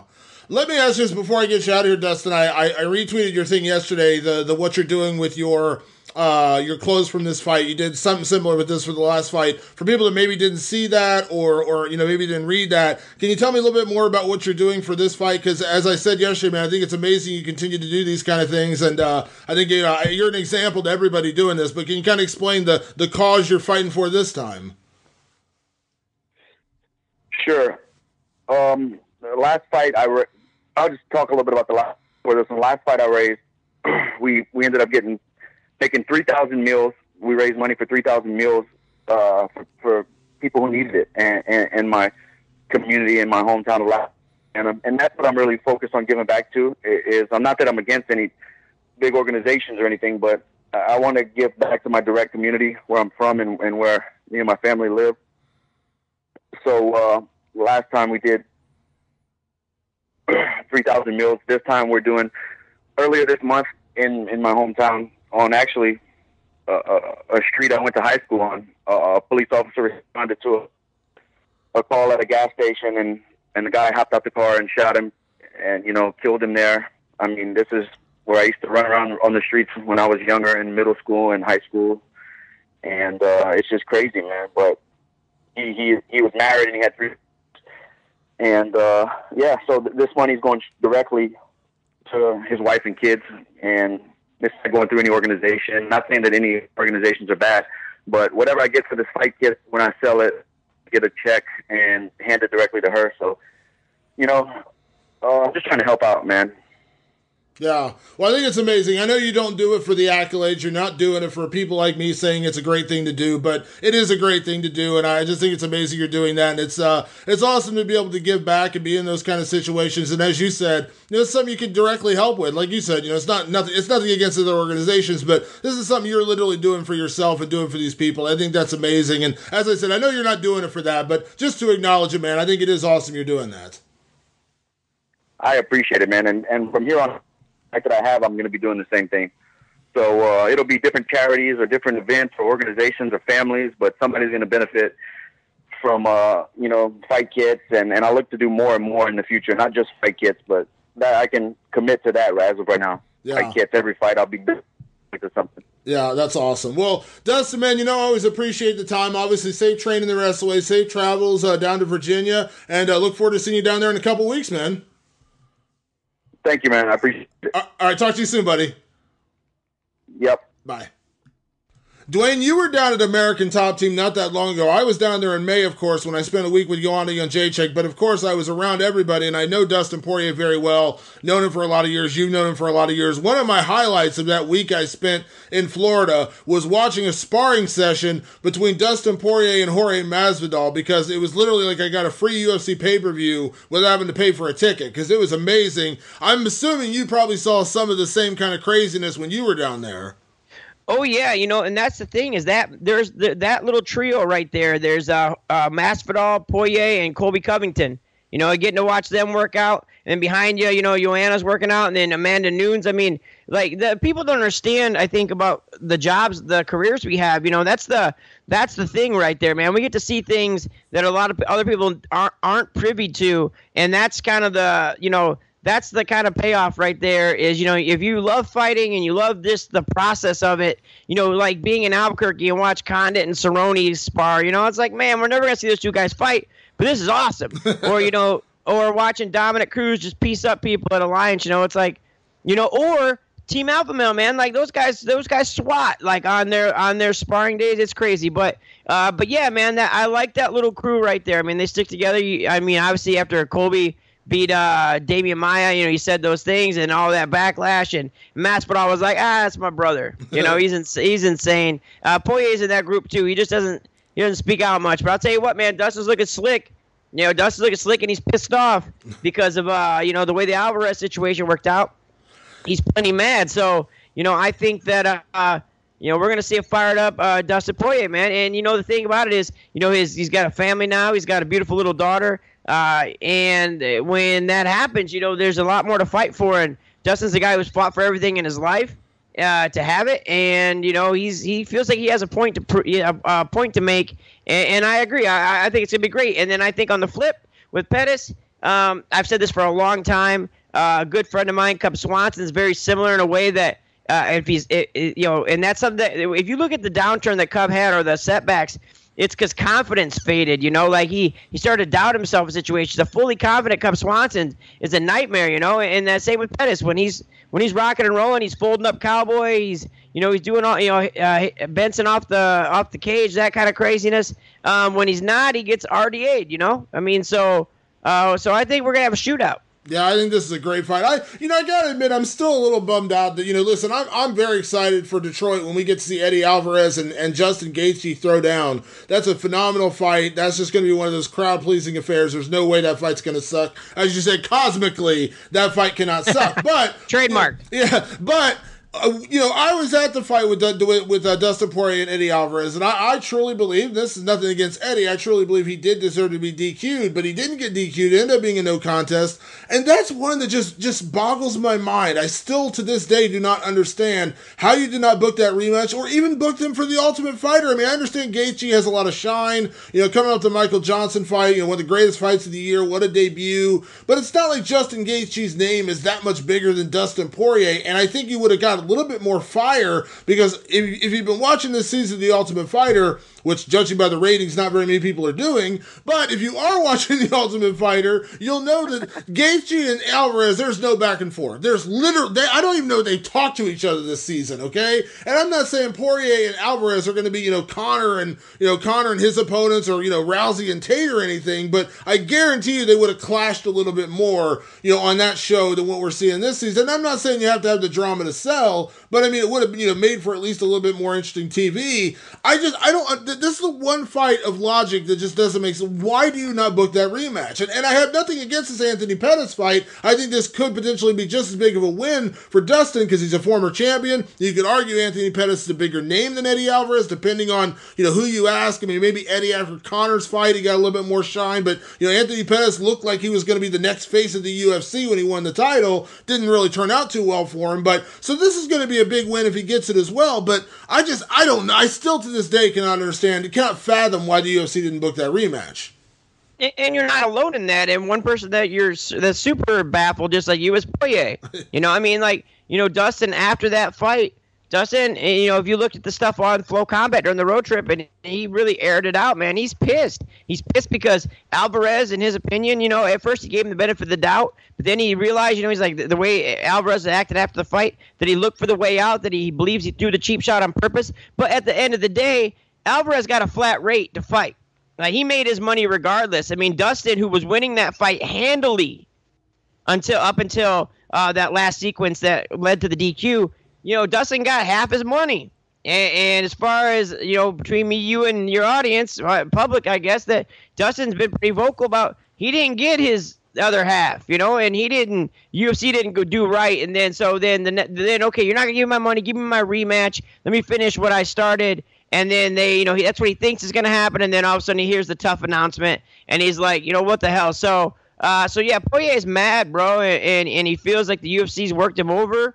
And that I think that just goes more towards his focus, though, about doing it for self. Because, Damon, you and I have covered the sport for a long time, you longer than I. But we've seen a lot of guys get caught up in that idea that there is such thing as a company man, like, oh, I'll step up on short notice, I'll help. And then they lose and they get cut.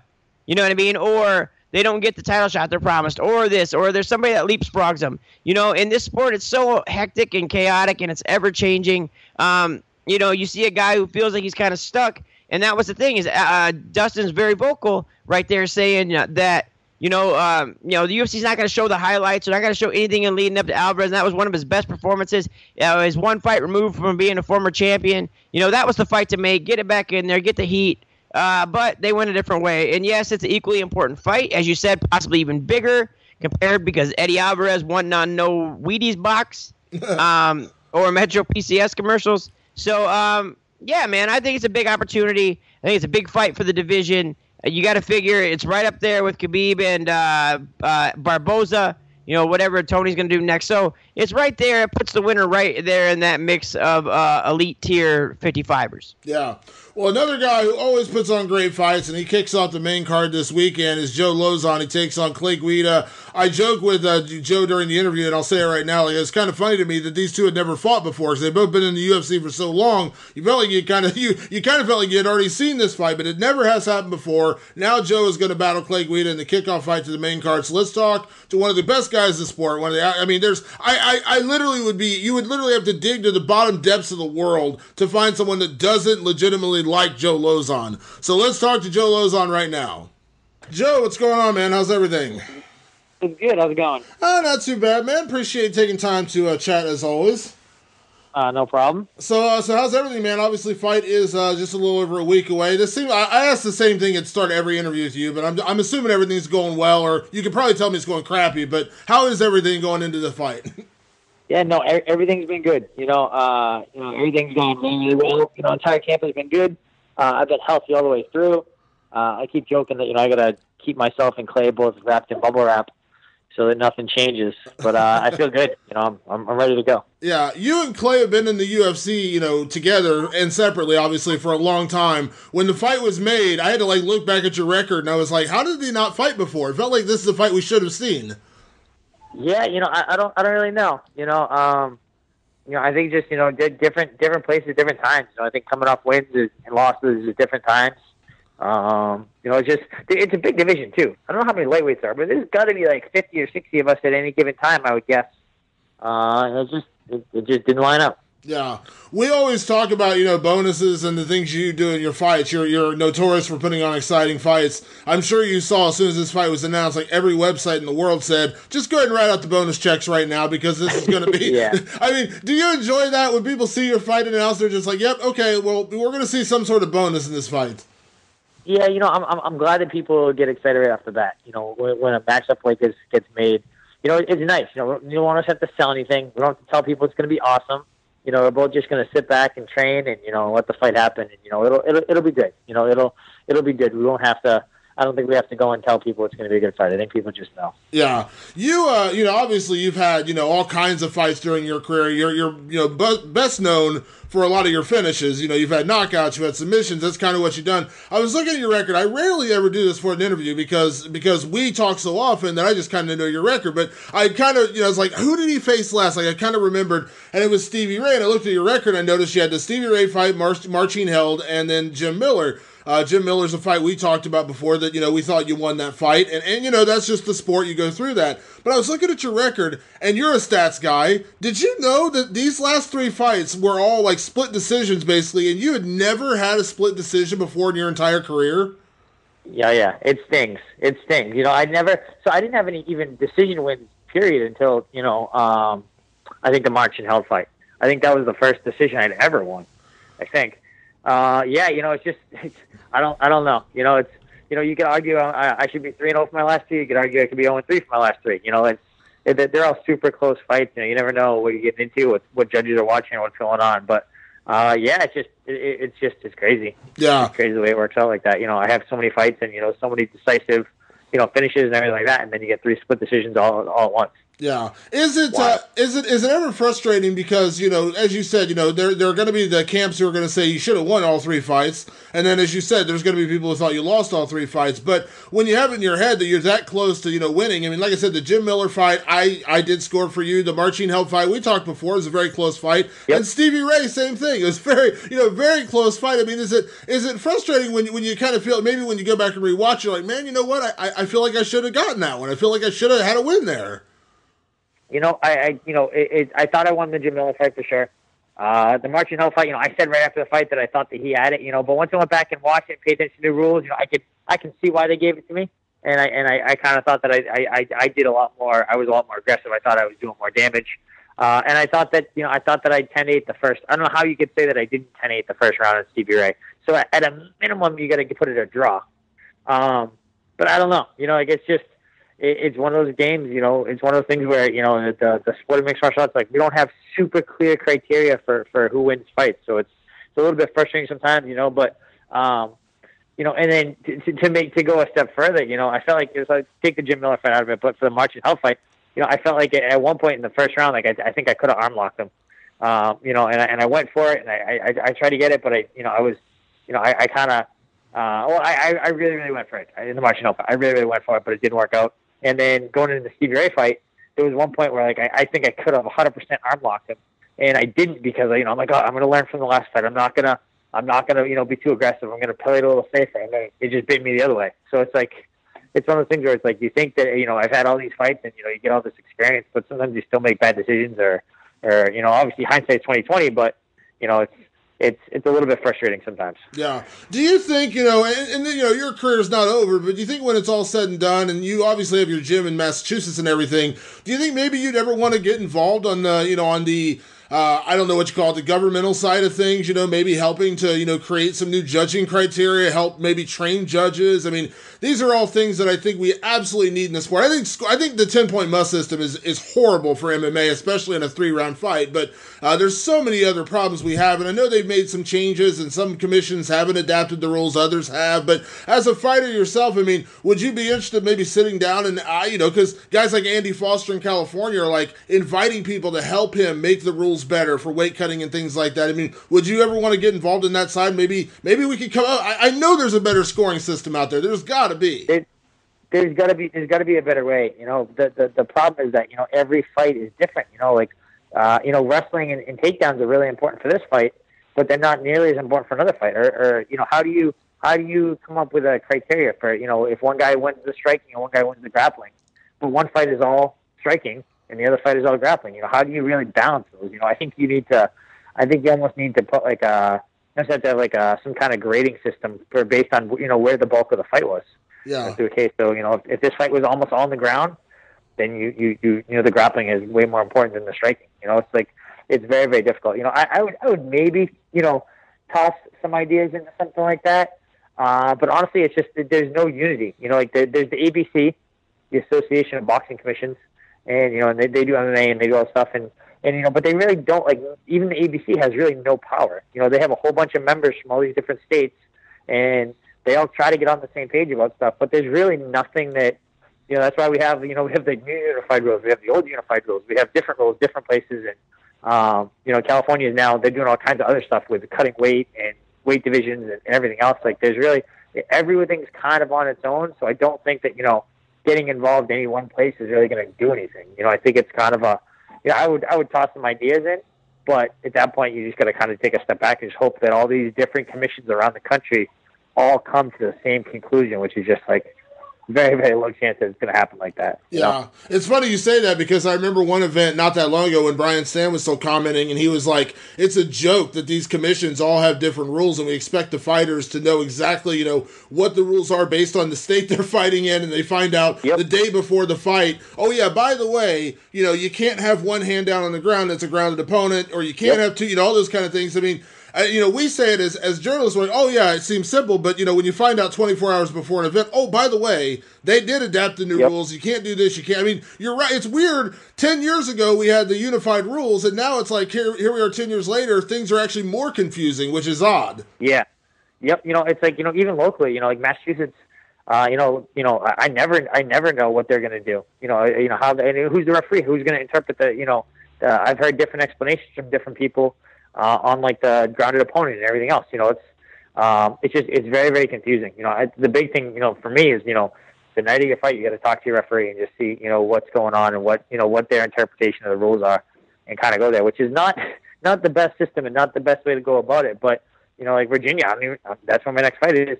I have no idea. I don't know if they're using old unified rules, new unified rules. We'll just have to see. We'll have to see on fight week and fight night.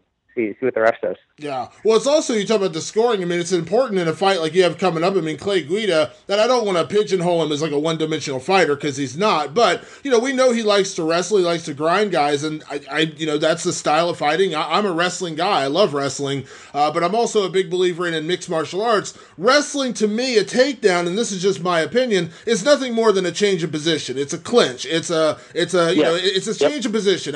Now, that's the only thing that happens in a round, and I understand why you score it that way, but otherwise it's just a change of position. And you obviously, as a jiu-jitsu guy, you throw elbows from the bottom, you throw a lot of submissions from the bottom, and I think we got to start weighing those kind of things. I mean, I don't want to say worry, that's the wrong word, but I mean, you got to think about a thing like that when you face a guy like Clay Guida, who may come in and try to do what he did like Anthony Pettis, where he just tries to take him down and hold him there. But again, the scoring, is the judge going to score you going for submissions better than just his takedowns? I mean, it's a weird thing.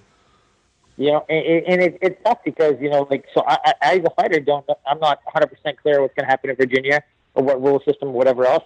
Who says that the judges have any idea about either scoring system? When I fought Jim Miller, we talked about that was like a controversial decision. One of the judges for that fight, it was the first mixed martial arts fight he had ever scored. He had never done an amateur fight. He'd never done like a local pro fight. He does, me and Jim Miller, we're both, we both have, somewhere around $60,000 on the line for a win bonus, and he scores the fight. It's tough, because you just don't know how the ref is going to interpret it. And luckily, we generally have really good refs. But with judges, you have no idea. It's luck of the draw. It's how much the judge. One, is the judge even knowledgeable? Is the judge knowledgeable at all about what's going on? Does the judge know what the criteria is? Does the judge pay attention? Is the judge texting on his phone? You know what I mean? Like it's so difficult.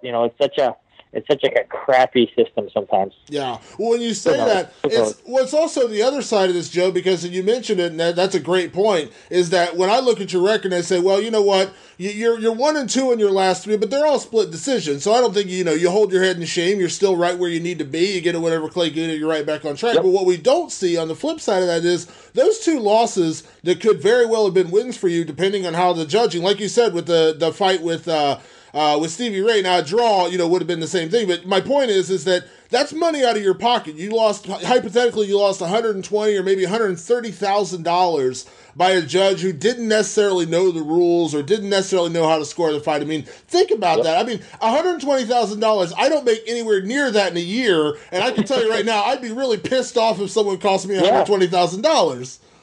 It's even more than that, too, because pretty much all fighters, like, not everyone's the exact same way, but we're pretty close. So when I win a fight, so my pay for my show and my win money goes up by $4,000. So not only that, but it's for every fight going forward. That bogus decision is costing me between $4,000 and $8,000. You know, so and now it's like it happened 2 fights. You know, 2 fights out of 3. Now you're talking, okay, that's costing me between $8,000 and $16,000 for every fight going forward. It's like it's crazy. It's so crazy that, you know, they have judges that there's such it's so like loosey goosey who's allowed to, you know, be, you know, judge a fight and you know, be in charge of, you know, having this much of an impact on someone's life, and they couldn't give, you know, they couldn't care less to pay attention or know what's going on. Yeah. Do you think, and this kind of takes me into another subject, do you think, because this has been another big debate, and I know we always end up talking about like the sport at large whenever we talk, I'd love to get your opinion on these things, but there's been that talk lately about, you know, maybe the UFC and mixed martial arts in general, this is Bellator, this is, you know, every other organization out there, that maybe it would be wiser to take away this whole win and loss bonus kind of thing, like, you know, the win bonus thing where it's like half your money depends on a win versus maybe making it like 80-20 where, you know, you get, you know, most of your money regardless, and then you do get a little bit of a bonus if you win because I think that takes away some of the sting if a bad judge, you know, costs you a decision, but also I think you could see some stylistic, because you hear guys absolutely admit after a fight, I played it safe because I needed the win, I needed to get paid, whatever the case may be, and I think you don't necessarily always get the best performance out of people. Do you agree with that? Or do you think maybe that, not saying it's going to fix the problem, but it might, you know, put at least a Band-Aid over the problem a little bit? I'm kind of torn on that. You know, as a fighter myself, you know, of course I would love to, you know, so I think my contract is like, I think I'm like 62 and 62. You know, so if I win, I make 62,000. If I lose, I make 62,000. If I win, I'm like $124,000. So it's a big jump, you know. So I don't think you can just pay everyone. You know, in my case, it wouldn't be 120. It would be like, okay, you're guaranteed, you know, 100 or 110 or something, you know, something like that. But you know, so that's a little bit better for me overall, just because it's a little bit more. You have a better idea of what you're getting paid and everything like that. But as a fan, I don't think it's better. You know, I like guys being hungry. I like guys trying to get that win bonus. You know, I like guys going for it. You know, I think that I think that's part of the reason why, you know, mixed martial the sport is really exciting, whereas boxing is not so exciting. You know, you have guys that are getting paid a flat fee, and they're just going to go in there and they're going to go through the motions and not get hurt and, you know, not overextend, and, you know, and they're happy to win a decision, you know, whereas for us, it's like, no, like I want to get that submission. I want to get that TKO. I want to get that finish. You know, and we have the bonuses that kind of encourage that a little bit too, but I kind of do think it's a little bit better with the show and win money. Yeah, it's a weird topic, because when someone first brought that up to me, my first instinct was like, it would get really expensive. You know, that would be the first thing, it would get really expensive. Yeah. But even, like I said, my thing was like, even if it's just a little bit different of a split, like you mentioned, $124,000, maybe it's 80 up front and 40 as a win bonus. You know, like even that little bit of a split, I think could even make it a little bit of a difference. You know? Yeah, no, it's better. It's just you get to find, okay, what is it? What is the best split? You know, is it an 80-40? Is it a 90-30? Is it 120? Like it gets kind of difficult, you know. And of course, everyone could argue, you know, their own thing. And you know, maybe next time we come and negotiate a contract, maybe we'll ask for something more like that. You know, there's nothing set in stone where it has to be. You know, the show and win money has to be equal. You know, there's some guys that have negotiated stuff like that, but I don't know. So I'm going to give it some more thought for sure. Yeah, definitely going to give it some more thought. Let me switch gears a little bit, Joe, because as you go into this fight, this is what, your 24th or 25th UFC fight, which is kind of crazy. You're still obviously a very young guy, early in your 30s. You've been doing this for a while. When you get on a card like this and you see it, you know, we got a card coming this weekend where, you know, Michael Bisping has talked about retiring. You got Matt Brown in his last fight. Now, he's a little older than you, but, you know, coming in his last fight now, there's people saying that, you know, Diego Sanchez should consider retirement, you know, win, lose, or draw after that fight. But you're a guy who, you know, you've stayed consistently good. You've always stayed consistently in your fights, and you've never been a guy, I've never once, and maybe I'm wrong, but I've never once heard anyone say, Joe, have you considered retirement? Because you're always a competitive guy. What is it that you feel like, I'm not trying to make you an egotistical guy, but what do you feel like has separated you, that you've been able to stay competitive and stay active and always be in fights? You've never, you know, you've lost fights. Everyone's going to lose a fight, and yes, you can get knocked out. Yes, you may get submitted, but you've always been able to come back from that. You've never been a guy that's ever gotten on that kind of streak where you get like 3 fights in a row where people are like, man, I don't want to see Joe take any more punches, man. I just don't think he has it anymore. Like, what do you feel like has been able to keep you at the, you know, at this level of the sport where, let's be honest, a lot of guys 22 fights to the UFC are not there anymore? Yeah, you know, I think that we're I don't want to say that we're smarter, but I do think that we're a little bit smarter about stuff. Like, if I have a bad fight, like, I'm not doing anything, and like, I'm not getting hit, I'm not sparring, I'm not doing anything for like months and months. You know what I mean? I got knocked out in Japan by Anthony Pettis. I got kicked in the face right off the bat. Like, it was like a minute into the fight. And, I think I fought like 7 months later or something like that. And I probably didn't spar until probably a month before the fight. So I had like 5 months where I didn't get hit at all. Whereas, and we've always been very protective like that. Definitely, like, I've had one concussion ever in the gym. And it was before I fought.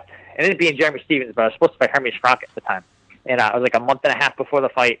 And I got my bell rung really good. I got a concussion. And we didn't spar from then until the fight happened. So we went like a month and a half. And it was supposed to be Hermes Frank, so we thought we were fighting jiu-jitsu guy. And it changed to Jeremy Stevens like a week out. So like, maybe we could have used some better sparring rounds. But it all worked out. I won the fight and everything was good. But we're serious about, like, if I got my bell rung for anything, whether it's a fight or if it was in the gym or whatever, we're very serious about taking time off and making sure we're okay. Whereas I hear all the time about guys getting knocked out in the gym and then, taking up, getting up and just going again, or taking off a round and then going again a couple minutes later. I feel like that kind of stuff is really, really bad. And then the other thing that I think has helped us a lot is, like, I take care of injuries and stuff. Like, when something bothers me, I have like three or four physical therapists I see. I go to a chiropractor. That's awesome. I go and get massages when I need to. I've been doing all this stuff for like so long, like for years, like for 10 years now almost. I've always gone and taken care of myself and made sure we can bounce back. I think a lot of guys just kind of like, oh no, they're fine. They don't ice it. They don't take care of anything. They just go and do whatever. So I think that has definitely helped us. Yeah. Well, I also think it's amazing that, because you've been involved. When did you have your first fight? How old were you when you took your first fight? I think I was 22. I was 22. 22. So you've been fighting for over a decade now. So you've been at it for a while, as I said, Yep. with 24, 25 UFC fights, where you spent the majority of your career. And you started out young. I mean, I know by today's standards, that's not young, because you see guys fighting at, 18 right out of the gate, like your brother did. When he did it, it was like, oh my God, this is such a weird thing. Now it's, kind of commonplace, but how have you stayed? How's the fire stayed built inside you, Joe? Because, and I use this guy as an example, and I love him. He's a good guy. I don't want to single him out, but I use him as examples. A guy like Kara Parisian, who I have the utmost respect for, but he's a guy who started fighting at like 15. He's fighting Sean Shirk at like 15, and now when you look at him, I think he's only like 35, maybe. I might be making this number up, but he's not that old. But you saw what the guy went through. I mean, the guy just got burned out, and he talked about it very openly. How have you stayed to get that hunger after 10 years? Because one of the things I talked about with Matt Brown ahead of this fight, he said, when I got back in this camp, when he decided to retire, he's like, I just didn't feel it. I didn't have that hunger. I didn't have that fire burning inside where I really wanted to do it. He's like, that's when I didn't want to fight after that. And he's like, that's when I said, it's time to retire. It's time to walk away, because I don't want to be a guy just going through the motions. How do you maintain that hunger when, again, so many other guys 5, 6, 7, 8 years into a career are already burned out? To me, fighting is not. It's kind of like a video game. It's like this addictive video game. I like leveling things up. I'm always in the gym, regardless if I have a fight coming up or not, and I'm trying to work on things. It's fun to me. It's not if I'm rolling with someone doing jiu-jitsu. It's not about me beating them. It's okay. This guy's a better wrestler. I'm gonna try to out-wrestle him. Or this guy has a really tough guard to pass. I'm gonna pass his guard. I'm gonna establish that I passed his guard, and then I'm gonna let him put me back in the guard. I'm gonna do it again. If a guy's good at footlocks, I'm gonna try and footlock him back. If he's good at guillotines, I'm going to put myself in danger of a guillotine. I'm going to work my way up. For me, it's always been about, leveling different aspects of my game up.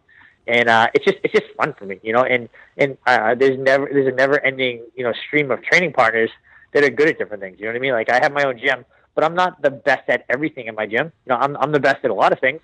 I'm the most experienced in my gym, but there's tons of guys that, give me great rolls, or like they out-wrestle me, or they outstrike me, or whatever, and I try to beat them at whatever they're good at. And for me, that makes it fun. It makes it better. I know that I could do this and this to them, and I could, overwhelm them, and I could win or whatever, but it's not about that. For me, it's about just kind of, kind of setting myself up and kind of handicapping myself and trying to win with a handicap. And I think it just makes it fun. It's like a game to me all the time. Yeah. Do you I think think that keeps it fresh? Do you think that plays a part in why you have been able to have, longevity in this sport when so many guys haven't, 20 or 24 fights into a UFC career? And that's a pretty short list, let's be honest. Most fighters, it's a rare thing to get to that point in the UFC, but that you've been able to stay, active, always competitive, always, in fun fights, is that you are still enjoying, you are still, having fun with it, because let's be honest, you and I both know, you talk backstage, there's some guys who, maybe they are going through the motions, or maybe they are just doing it for a paycheck. Do you think that plays a factor in why you've had such a long and successful career? Yeah, I mean, I think so. I think it definitely plays into it. I think with this fight, I think I Ty and Matt Hughes, I think we'll both have like the same number of fights. You know what I mean? And that's crazy to me, because I remember being before I even was in the UFC, just watching. He was like a dominant champ. He's doing this and doing that. And now I'm catching up. So yeah, I mean, it's crazy just kind of how it's. I've been around for so long. I never thought it would be this long.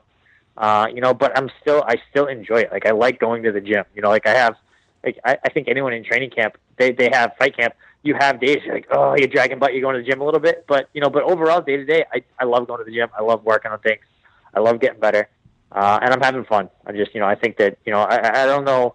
I don't know why some people burn out faster than others, but I don't feel burned out. I really don't. I really enjoy going to the gym every day. Yeah. Now, obviously, this fight, as we mentioned, this is one of those fights, and what I love about this card, man, and this is another thing, talk about the bonus thing, this is such a weird thing to say, but there's so many great fights on this Norfolk card that I kind of feel like Fight of the Night and Performance of the Night bonuses are really going to be toss-ups, because there's so many great fights, and I don't know, you tell me, and not that it's going to affect your performance, but I kind of enjoy that competition when I look at you and Clay, I look at Diego and Matt Brown, I look at Anthony Pettis and Dustin Poirier, and there's other fights on the card as well, but it's like one of those fights where it's almost like at the end of the night you kind of feel like Dana White should be just busting out the checkbook and just writing a lot of 50Ks, because I feel like it's that kind of card. It's definitely that kind of card, and I'm excited about that, because we've been training really hard for it. And we've known from the start that it was going to be, tough competition for any kind of bonuses. But we're ready. We're up to the challenge. I think that, on any given night, any fight, you could have a fight that, no one thought was going to be exciting, and it could be a great fight. So, we still got to do our job, but, I think it's going to be a really, really fun, exciting night. Yeah, this is going to be a rather obvious question, and I don't necessarily know the answer, because you're a guy, you travel very well with your family and with your fan base. You always do T-shirts, and you always have your fan section. And I know we're friends on Facebook, like friends, so I see when you post about tickets, and you always have people coming to support you for your fights, which is awesome. You're one of the guys in the UFC who really does have a traveling fan base, which is so cool. But, and I think you know where I'm going with this, they just announced in January the UFC is coming back to Boston for a pay-per-view. I got to imagine, you tell me, but I got to imagine Joe Lauzon in Boston kind of makes sense, right? Like, everything goes well against Clay Guida. You're going to fight in Boston, right? Yeah, we're gonna make it an attempt. I think that, just the way, I think the UFC, they set cards a little bit further out now than they used to. I think it used to be, they didn't schedule cards, and fighters out so far. I think it's going to be a little bit tough to, one, get through this fight, unscathed and injury-free, and then, know that I'm okay to go to Boston, but we're definitely going to try. We're going to make every attempt. I'm always in shape, so I'm always ready to go. I wouldn't be surprised if a 55er, pulled out or something and we were ready to step in. But I'm excited for it, but I'm sure we'll be there anyways. We have a guy, Mike Rodriguez, in my gym, who he just won on the Dana White show, and he got a contract, so we're trying to get him on that card. So maybe I'll be cornering, maybe I'll be fighting. I'll definitely be there, one way or another. So I don't know. We'll see what happens. And then we got a whole bunch of pretty much all the other guys from New England, from Boston, all pretty much come to my gym on Saturday mornings. So we all get really good training. So guys like Rob Font, Kyle Bokniak, Devin Powell, Andre Secumta, Calvin Cater, a whole bunch of guys, all basically all the best guys around New England. I'll come to my gym on Saturday morning. So I will have so many training partners that will be on that card. I don't know. I don't think anyone's got matchups yet, but I know all those names. I know everyone's putting their name in. So we'll be there. We'll be there. Yeah.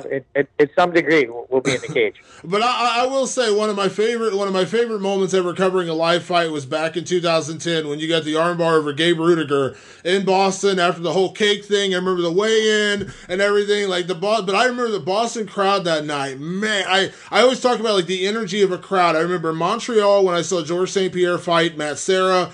I talk about, Cleveland when Stipe fought in Cleveland, and when you fought Boston, when you fought Gabe Rudiger, man, the crowd was in freaking sane that night. It was awesome. That was such a good night. We had such a good time. We had such like a dominant fight. You know what I mean? I feel like that might have been like one of the most dominant fights in UFC history. We just whooped on him from bell to bell the entire time. A little bit of bad blood going on, in there. It wasn't a big deal, but a little bit. It was just everything matched up just right. A little bit of bad blood. Being in Boston, having crazy fans. I think I had like 600 something people there that got tickets from us. Like everyone was wearing my shirts. It was great. It was awesome. Yeah, absolutely. Before I get you out of here, Joe, I know I'm not going to spoil anything. I know you're right in the thick of Stranger Things 2 right now, but how amazing is that show? I love that show. Dude, it's so good. So I'm up to I think we just finished episode 4. And it's exciting. I screwed up at first because I watched the first episode of season 2, and I missed the recap. I think I just clicked, start season 2, episode 1, and I missed the recap. So I watched the first episode, and then my sister came over. And she was talking how she wanted to watch it. So, we'll watch the first episode again, and then we'll watch episode 2. And then at that point, the recap started. I'm like, I dropped the ball by not watching this recap. It was so good. Like, I forgot so much stuff to happen.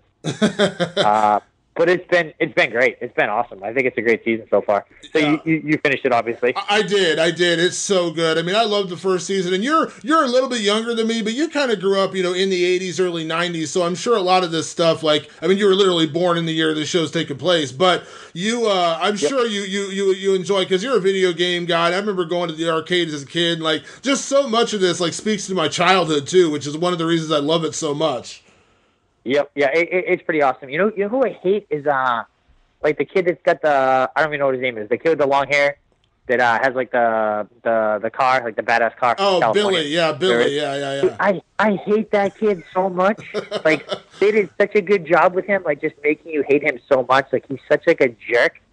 I'm sure something bad's gonna come to this kid. But you'll see. There's some stuff later. There's some stuff later in the season. They give you a little bit of a background on him, and then there's another scene that's really funny with him. And yeah, he's in the whole season. They did a really good job, because it's kind of funny because in season 1 they kind of made Steve the bad guy, the guy with the hair, and now he's kind of he became one of my favorite characters on the show, and they kind of made this Billy guy the new bad guy. So they've done a really good job of transforming one character and kind of making a new bad guy. And I love it so much. Such a great show. Yeah, it's so good. And I think that it's amazing too that they have such great actors, and all those kids are so young. I don't think they're as young as they are on the show, but they're all young actors. They're not. It's not like they're seasoned adults that are 30 years old. They're all very, very young, and they're just doing a great job. Yeah, it's pretty cool. Absolutely. And then, as you and I, as fellow nerds, man, what a time to be alive with what we have coming up in the movies. And we got Justice League coming up, which you and I had our talk about Batman versus Superman. I got cautious optimism about Justice League, but then you got The Last Jedi in December. It's one of my favorite things to say. It's a great time to be a nerd, because man, you can't go more than a few weeks without a great movie or a TV show coming out. This is the prime of my life right now with all the nerdy stuff that's going on. It's amazing. Yeah, I'm not sure when you're gonna post this, but so I'm going to see Thor tomorrow night, so I'm super excited about that. So that's gonna be great. I'm getting more excited about Justice League.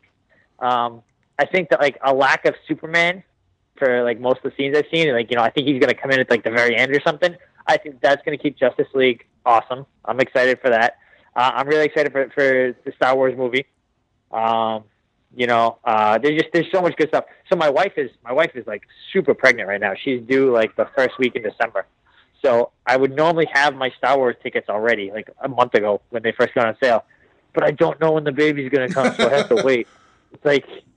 It's so frustrating, because I know it's gonna be the baby's gonna either come before, and I'm like, I'm just gonna go for a couple hours, I'll be back. Now I'm gonna have to wait until a day show or something. It's gonna be terrible. Yeah, I remember we talked about Force Awakens. We were both, kind of worried, but we came out and it being really good. I have high expectations for The Last Jedi. So, that's a tough one, man. Sometimes fatherhood over Star Wars. It's a little bit of a debate, though, right? Yeah. A little bit of a debate. Yeah, it's tough. It's tough. It was not an easy decision. It's not an easy decision. Yeah. Well, congrats on the baby being on the way. Obviously, Thank you. Safe training the rest of the way, man. Always appreciate you taking the time, and man, best of luck in the fight. I look forward to seeing you back in action as always. Awesome. Thank you so much. All right, Joe. Talk to you soon, buddy. All right. Talk to you later. Bye-bye. Thanks. I remember back in the day from The Ultimate Fighter, we used to call on the podcast, we used to call Joe Creepy Baby Joe. And because he was one of those guys who never really had nicknames for like Creepy Baby Joe Lauzon, so we never got that to catch on. But Joe, I have you ever heard anyone say a bad thing about Lauzon? Like, 'cause I haven't. Besides me? Yeah, man, I'll tell you what, he cheated at tic-tac-toe. We call it Tic-Tac-Joe. And, man, I looked over, and you know how intense he is, man. We got to playing, and I look over, and he's got a bloody nose, and I'm like, you all right, man? He's like, I'm just getting warmed up. Did you mind your business?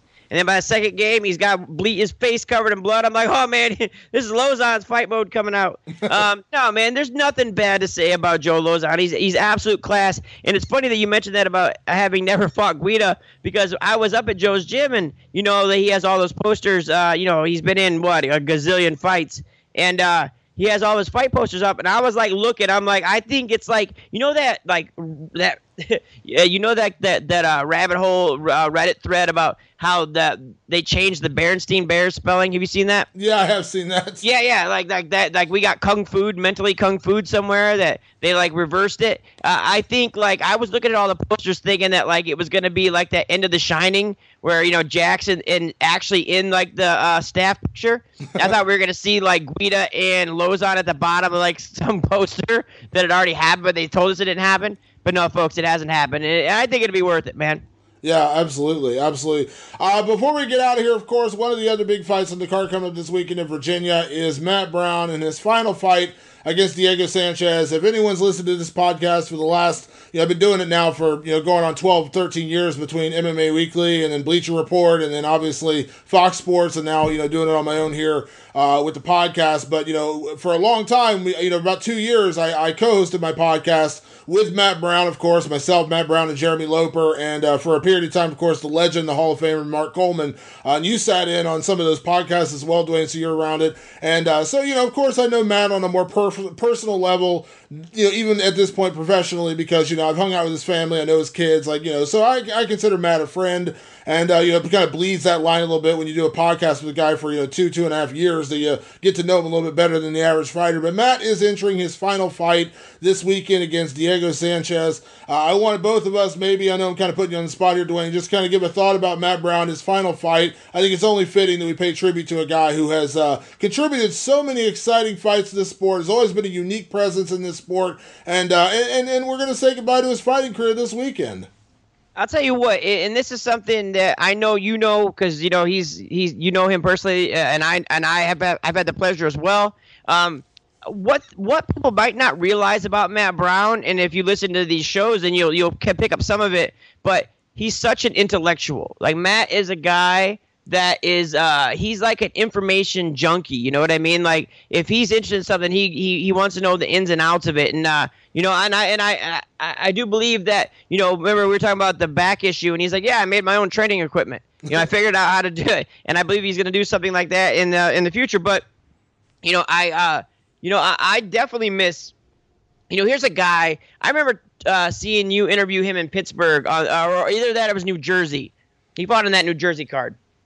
And that was in the time when it didn't look like he was going to hang around much after the Ultimate Fighter. But then something clicked, he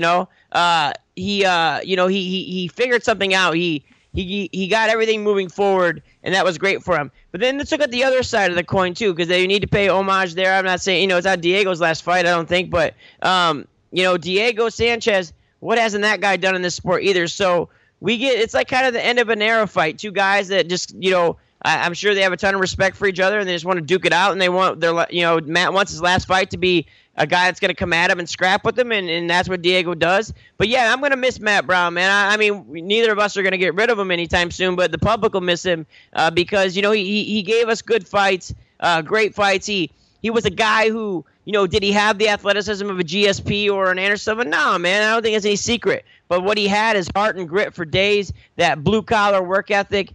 Same thing the Miller brothers are made from, and Frankie Edgar's made from. So, yeah, man, I look forward to seeing the next chapter for Mr. Brown. Yeah, absolutely. Maybe I'm a little, obviously, as I said, I'm a little closer to the situation than most people because, like I said, I co-hosted a podcast with Matt for 2 years, and I know him very well. And Matt has said that, once his fighting career is over, he'd like to come back and do the podcast again more often and things like that. And I agree with you. Probably the thing most people don't know about Matt, unless you listen to him on the podcast, was how smart this damn guy is. I mean, he's always reading, he's always soaking in knowledge, and he was always a constant student of the game, and that meant whether he was in the gym, out of the gym, driving to the gym, he was always doing something to get himself more ready for a fight, whether that was, listening to mental preparation tapes or training in the gym or, at home in the sauna or whatever the case may be. He was a guy who was in constant preparation, always getting his mind ready for a fight. It was amazing to watch that guy work and really amazing to hear him talk. And I said this on the podcast a couple weeks ago when I had him on before the fight, I said that I think, as good as his career has been, and it's been pretty amazing, he's put on some of the most memorable performances in UFC history, that I think he's going to have an even bigger career when he transitions into coaching, because this guy has so much knowledge to pass along to the next generation of fighters. I think that anyone that eventually becomes a student of Matt Brown, the coach, is going to hugely benefit from his wealth of knowledge on the sport. And, it's a bummer to see Matt go, but, I say this all the time, and I know this is a line I stole from somebody else. Maybe it was Matt or it was somebody else I stole this from. But I say this all the time now when I talk to guys, contemplating retirement. I say it's better to be done with the sport before the sport is done with you. And, Matt, feels like this is the time to walk away. And, I listen. He's one of the best guys in the sport. He's a guy who will give you a shirt off his back if that's what you needed from him. He's always been there whenever I've needed him. He's a great dude, great family man. And the cool thing about it is that maybe the best part about this is that Matt's not going anywhere, because I truly do believe, beyond coming back and doing the podcast with us, which is awesome, I'm very excited about that. But I'm also super excited to see this next phase of what Matt Brown does. And what I mean by that is I'm not saying this from bias, and I'm not saying this from any level of personal knowing him. I just know the kind of guy Matt Brown is, inside and outside the gym. I truly believe we could be looking at the next Matt Hume, the next Greg Jackson, the next, the next great coach in our sport, because this guy has it all and he knows it all, and he knows every facet of the game. And I'm telling you, any fighters that are coming up that want to learn and become, real true fighters, man, could you ask for a better coach than Matt Brown? So as much as it's kind of like a somber moment, maybe that this is the end of his career, I don't really look at it that way. This is just one chapter closing, and he's about to open another kick-ass chapter. And I'm telling you, this guy has the knowledge to become that Greg Jackson, Matt Hume, Javier Mendez, that kind of coach, where we're going to be calling him and be like, wow, you've got 2 champions in the UFC right now. Like, that's the kind of guy I think he will be. Oh, yeah, man. And you got to think on top of it, too. I think he can help fighters keep their headspace clear. You know what I mean? He's one of those guys in between the ears type guys. Yeah, man, coaching's going to be great for him. And also, who's to say he doesn't pop up at, Rock on the Range fronting some crazy, filling in for the lead singer of Trivium or something. You know what I mean? Just handing out just metal elbows and shit, I don't know, man. I get a kick out of him, and I know you do too. And the thing is, it's one of those guys that it's, when this is all said and done for us, David, when we move on to something else or whatever happens in the sport, you've